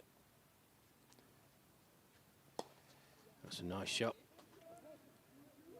Played out into the deep. They're going to look for 2. Fielded out there by Steve Hunt. Keeps it to 1. Glasgow moves on to 48. 132 for 5.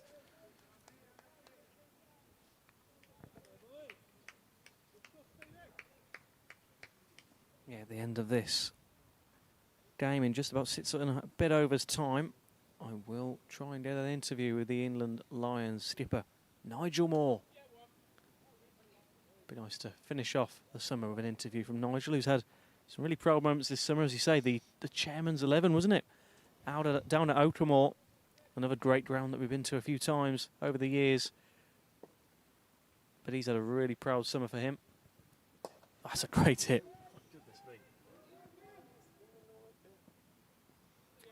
Well, there's 2 fielders out in the deep on the leg side, and neither of them saw it, but I don't think they could do anything about it. What a great way to bring up your half-century. Well done, Cam Glasgow. 4 over mid-wicket. He was on to 52 off 39 deliveries. 5 fours and 3 sixes. Excellent knock from him. Yeah, brilliant from him. And that's as you say, it's some really impressive players in this Scottish unit. Of course, someone we haven't seen, I suppose he wouldn't have been this far down the order, of course, is Bob Anderson. That was a shame for him not to see him due to that injury.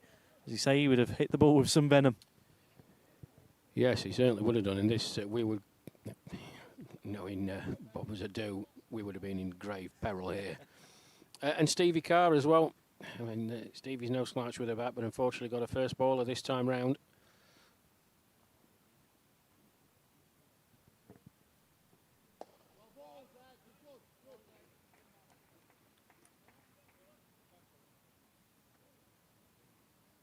So yeah, 6 overs remain then. Here at Walmley Cricket Club. It's 6:15 in the evening. Here in Sutton Coldfield. Thanks for joining us, as always, over this fantastically packed cricket summer. As Glasgow, after just getting this half-century, faces another from Mohammed. Oh.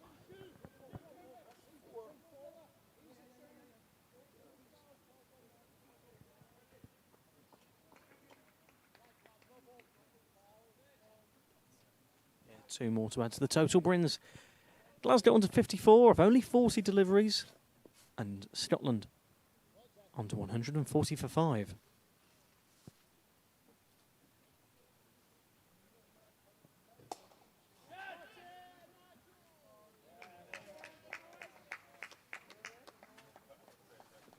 Well, that was a very, very good stop from Nigel Moore. It is getting a bit murky here, folks. And Glasgow Hitting that powerfully down the ground. One bounce to Nigel Moore.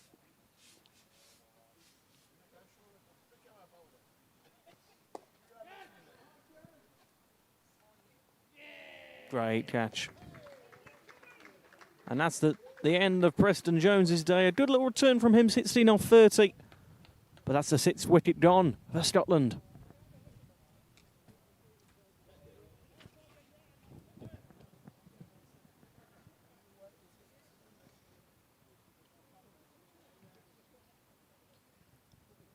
Very nicely judged catch out there in the deep. Very close to the boundary marker. Just had a glance down. I think it was Charles Schofield. You get confirmation of that. But, situational awareness. Safe hands and a good catch.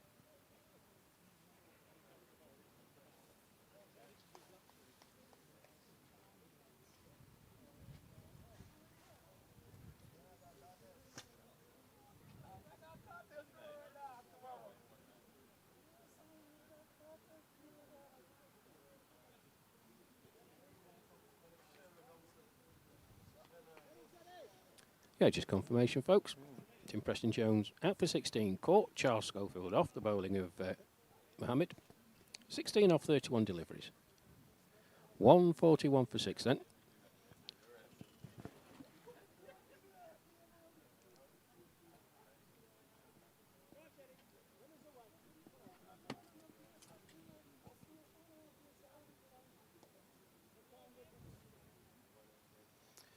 It's Dinesh Banwal, the new man in. It's his first delivery out into the offside and there's no run.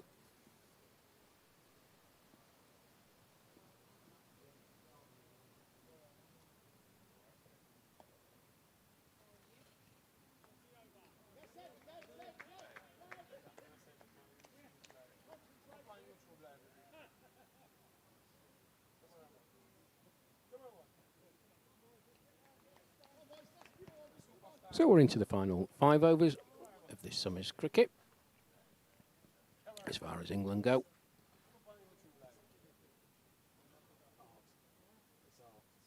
And it's been a good one for them.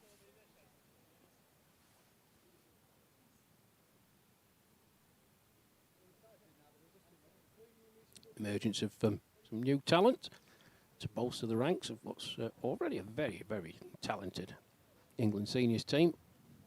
The Lions have acquitted themselves exceptionally well during this summer, magnificently marshalled, I've got to say, by Jason Court, the England vice-captain, and in his absence, likes of Nigel Moore. There's been some highs, there's been some lows, but it's been an awful lot of fun, and I hope you've enjoyed the coverage throughout the summer. Starting way back, that first one, the international at Newport, England versus Wales, and ending with this one here today, England Lions versus Scotland.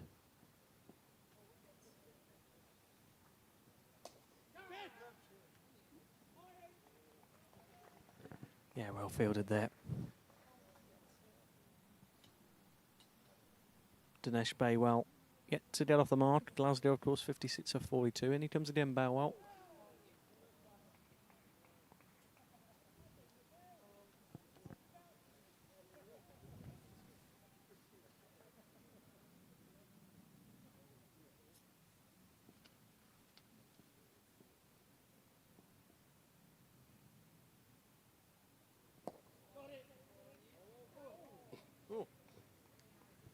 Slight slip there. It has been quite a bit of rain on that on an outfield today.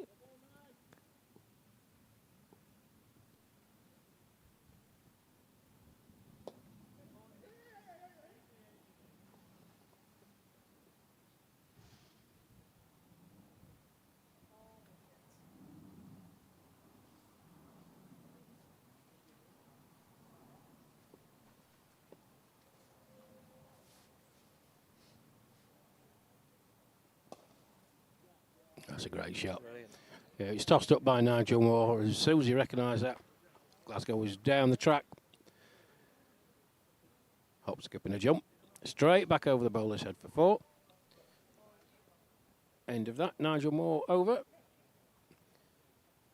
He won't be happy to see his figures of 4 overs, no maidens, no wicket for 34, however. But 147 for 6. With that boundary, Glasgow moves on to 60 not out of 43 deliveries. 6 fours and 3 sixes. Very, very fine knock indeed.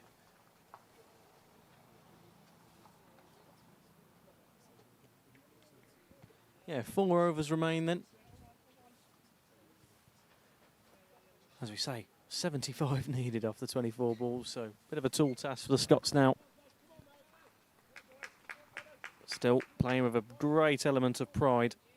That's been evident all day. And all summer from them, really. They've had some really good contests.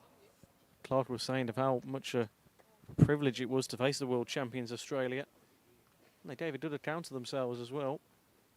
Up in Stirling.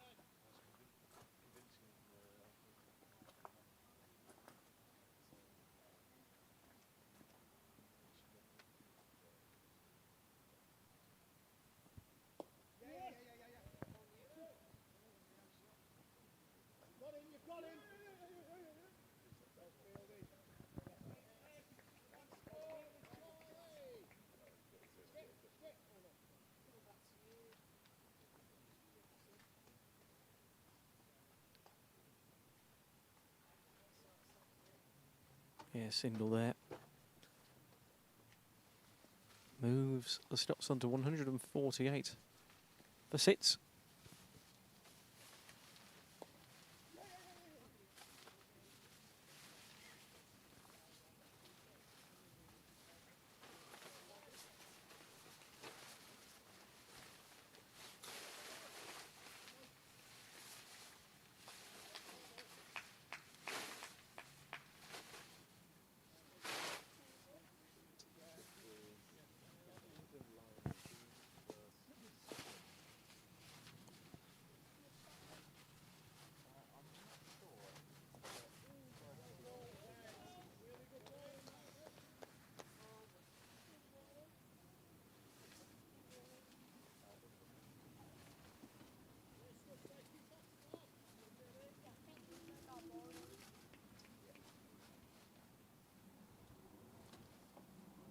Like England would love to get Mr. Cam Glasgow out. He's what a player he's been today. 60 runs, made that 61.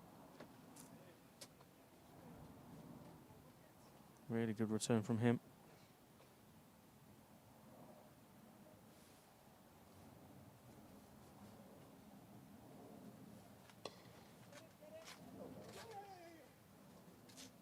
Nice from Balewell.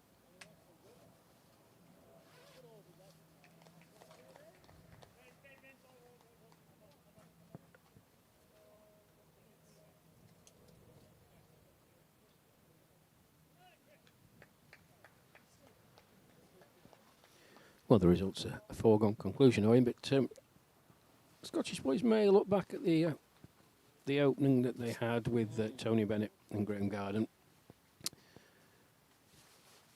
It's easy for us to say at the sideline, but they were a bit pedestrian. Yeah. You know, we did say it was over 5 and over to start with, and in fact, there's some good bowling from Paul Garlick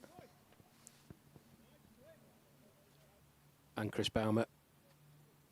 Maybe could have chanced their arm a bit at the start, and with the Duckworth Lewis coming into play, it might have been a bit closer.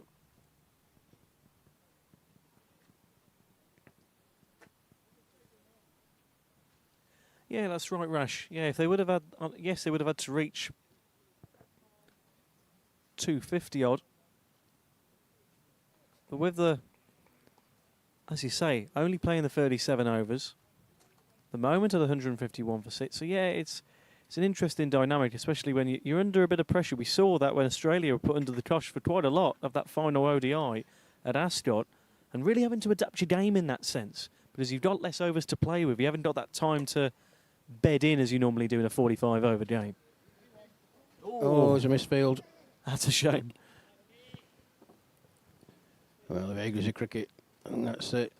It is Charles Schofield down there, took a very well judged catch few moments ago, but on that occasion, not able to prevent the boundary.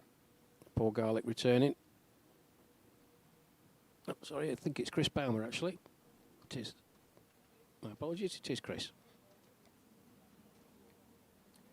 But yeah, well, that first rain break, Scotland were actually on the DLS total, bizarrely. But it was quite pedestrian. I mean, they lost the first wicket. The first delivery of the 9th over. The score was only on 22. So if they could have got somewhere under 10, 15 runs before losing that first wicket, it might have been a bit closer. But it's been a good display of batting from Cam Glasgow, I've got to say. Oh, swing and a miss. Good take from Simon Routh.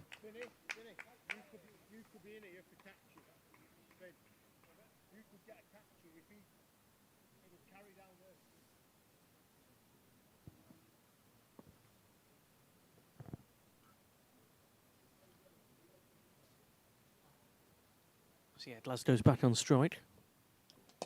Oh, that's a hit, isn't it? Seen it out there.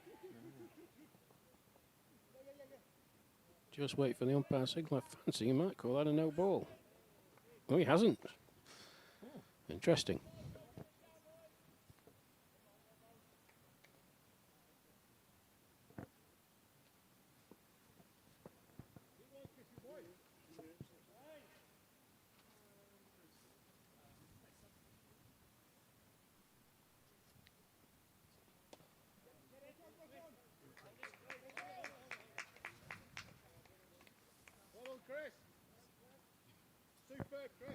One more delivery then of this Bowmer, his 6th over. Currently at 158 for 6. 63 off 48 deliveries for the man with the bat right now, Cam Glasgow.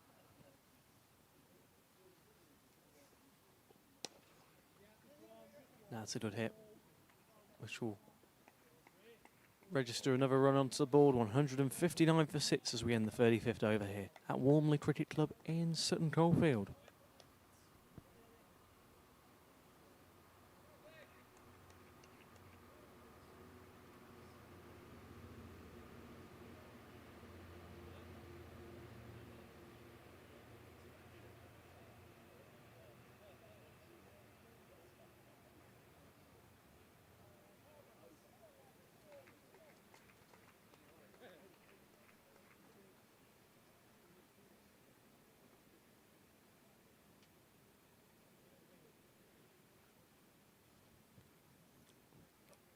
Two overs remain then here in Sutton Coldfield.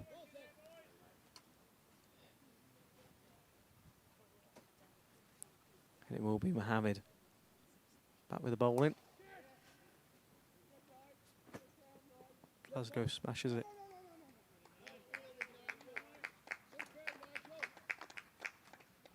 But well fielded by Nigel Moore before it can reach that dreaded boundary rope.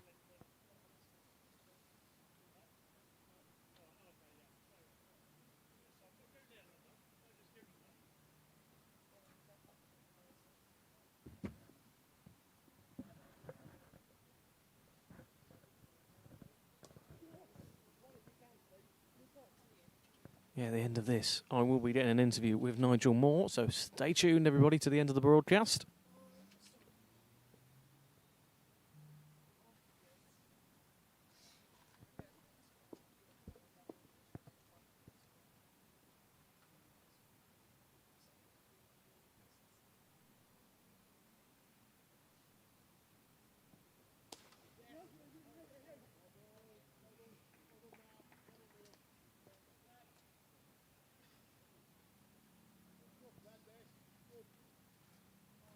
Nine balls to go, but 3 singles in this Mohammed over.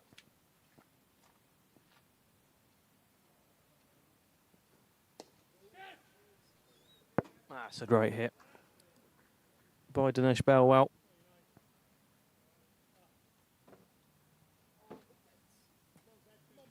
There will be another 4 to add to the total. 7 off the over. 166 for 6, with 8 balls to go then.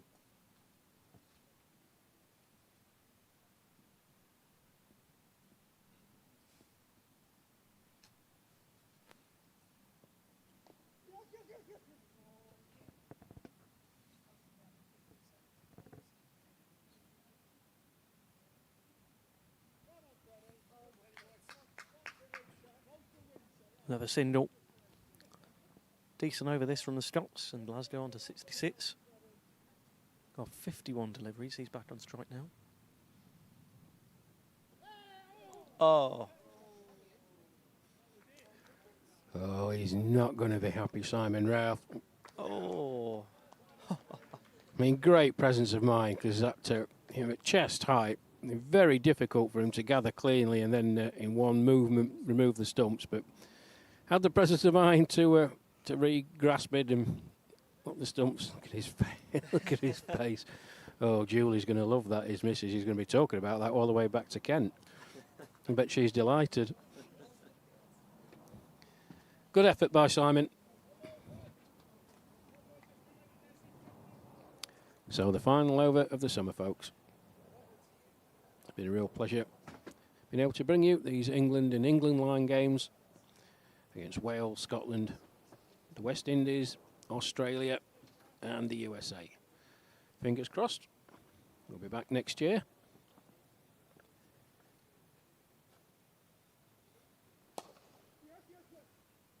Oh, a misfield by Nigel Moore this time. And that's going for 4. Full toss from Chris Baumer. And Anish Barwell. Made no mistake. Nice boundary for him.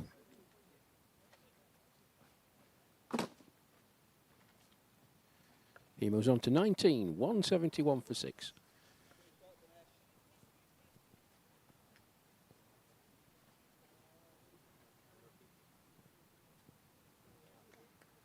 Yes, they have been chasing an upward battle, the Scots, but I've been really impressed with them. You know, some of these individual performances, Rash, have just been fantastic. You know, things like that and camaraderie, like Clark mentioned, will put them in such good stead if they are on that plane to Toronto next year. You know, they really could end up being one of those banana skin teams for one of the big nations. You know, in terms of, you don't want to rest on your laurels. You know, any nation at that World Cup is going to be there on merit.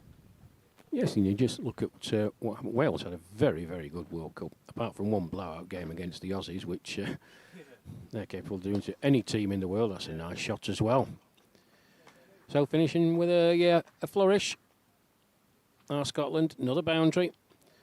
And Wales translated that, you know, into good form. And they're getting better and better and better. First 11 county champions this year. And what it does do, of course, is a very robust over 50s, and indeed over 40s and 70s. But the 50s, those getting towards the 58s, 59s, they've got a clear pathway in. And you heard Ian Barton folks talking about the Lancashire setup. He's just trying to get new players in. You've got to continually evolve. And yeah, Scotland, if they are on that plane and they are in the group stages in that World Cup, I don't think anybody will really fancy... oh, where's he going? I don't think anybody would really fancy playing them.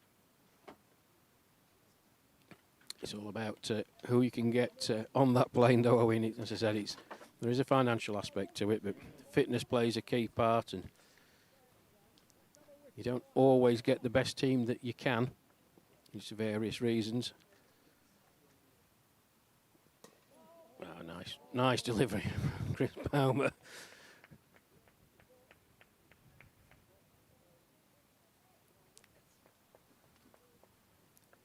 So the final delivery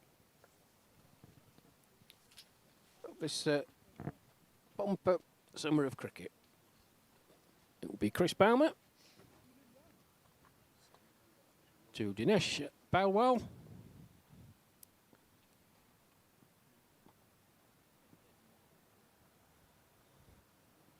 And that's skied. It's running away. Vince Mulholland.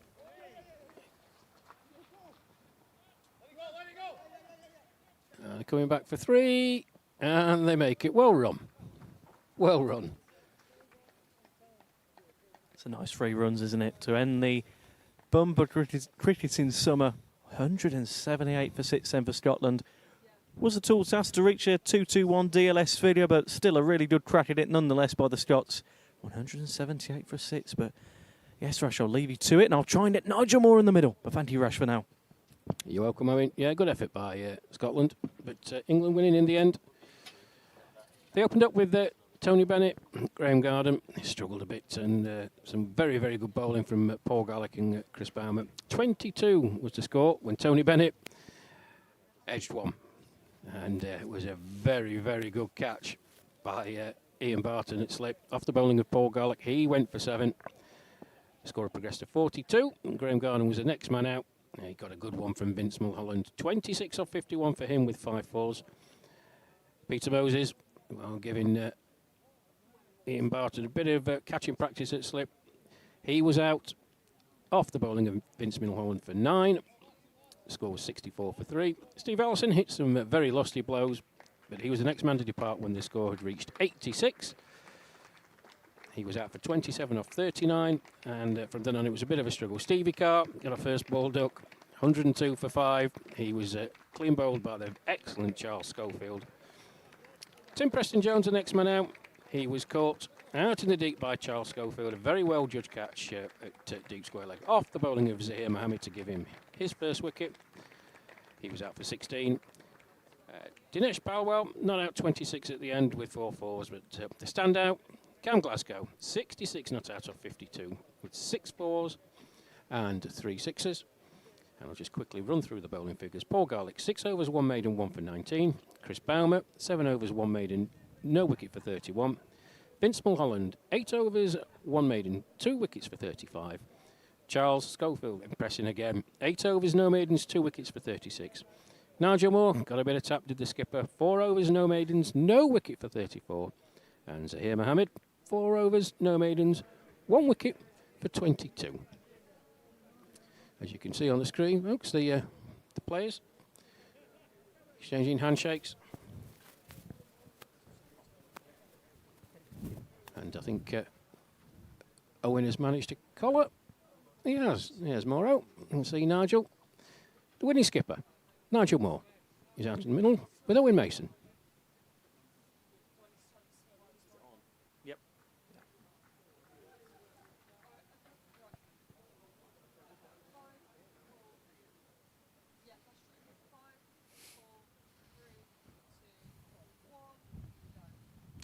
Hello again, everybody. You join us here at Walmley Cricket Club with England Lions skipper Nigel Moore. So, Nigel, congratulations. A good win there against Scotland. What did you make of that? Rain delayed and all this afternoon. Rain delayed, but we did well to get it on. Both sides wanted to play. Both umpires were happy to let us play. So that was the beauty. We finished the season playing some cricket rather than sitting in the bar. So, yeah, it was good, and it was a great game. Played in a fantastic spirit. So, yeah, we've done well. The boys have done well. I've enjoyed the whole season. And I've enjoyed playing the last. Could have bowled better. I always say that, so nothing new there. Fantastic. Yeah, so we had a good word with Clark during commentary. And as you say, it played in a good spirit. And Scotland, they're a nation doing really well, and they've had a really good summer of it. They're proving a tough test now. I'm going to find out who the number 5 is because he's got 66. He's batted really well, and he's won Scruffiest Man of the Day award diving around out here. So he's a real good addition. They are definitely on the up. Yeah. So next season, tighter again. Each year seems to get that little bit closer to us. So, yeah, good. And a great summer for you. Of course, the Chairman's 11, of course, captaining the Lions side as well. What have you made of it this summer? It's just been a really good festival of cricket, hasn't it? It's been a festival of cricket played in glorious weather. And even when we finished in the wet, it's still been great. So, yeah, I think all of us seniors have played so much cricket this year, but we've loved every moment of it. So, yeah, it's a pity. Don't know what we'll do now for the next few weeks. We'll just have to mope around the house. Brilliant. That was Lions skipper Nigel Moore there. Thank you very much, Nigel. And a big thank you to everyone who's been involved with the England over 60s this summer. From me, Nuala, Benny, Ivor, and absolutely everyone in the truck. A big thank you. And to Rash. He's been an absolute legend to us this summer. And to Matt as well. He's not even here. But thank you very much, everybody. And we'll go back to Rash. Can I just say then, from all the players and everybody else, people watch this from Australia, from all around the world, and they're talking to Palms, they're talking to others. So big thank you from us for all that you do, because it really does, it gets the message out there, and we love watching it back. So thank you very much, very much. Very good. Thank you very much to Nigel Moore there. Rash, back to you. Thank you, Owen. Thank you, Mauro. Yeah, we're all here to promote seniors cricket. The production standards second to none. Just to remind you folks that these are students under the tutelage of Ivor. They're all going to go on their merry ways, hopefully to pursue long and fruitful careers in the media. But we've had some great comments about the production, and it's very gratifying to know that the players themselves and friends and what have you from all around the world are tuning into these broadcasts, and anything we can do to help and promote and spread the product that is seniors cricket, not just in England and Wales and Scotland and worldwide. If the opportunity presents itself, we're more than happy to do so. Well, there's a wrap-up. England winning the final game of the season, winning by 43 runs here at Walmley Cricket Club in Sutton Coldfield. I think we're just about done for the summer and going to take a well-earned break. Thank you to everybody who's contributed. My personal thanks to Owen and Matt Evans, who will be at home, to Benny and Nuala and Ben Sanderson, who was due to be with us yesterday, but that got rained off, and it can't go ahead without the technical knowledge, expertise and brilliance of Ivor Richards. We do hope that we're back again next year. A lot of things can happen between now and then. World Cup year as well, of course, and we hope that the World Cup is going to be broadcast. We'd like to think it would be, and if so, I may be on the mic. We'll see. But to everybody who's contributed, thank you for getting in touch. Your help, support, and your kind words mean a lot to everybody here. But for me, Rash Mahmood, on behalf of Owen Mason and the rest of the team, it's goodbye. Enjoy the rest of what's left of your summer.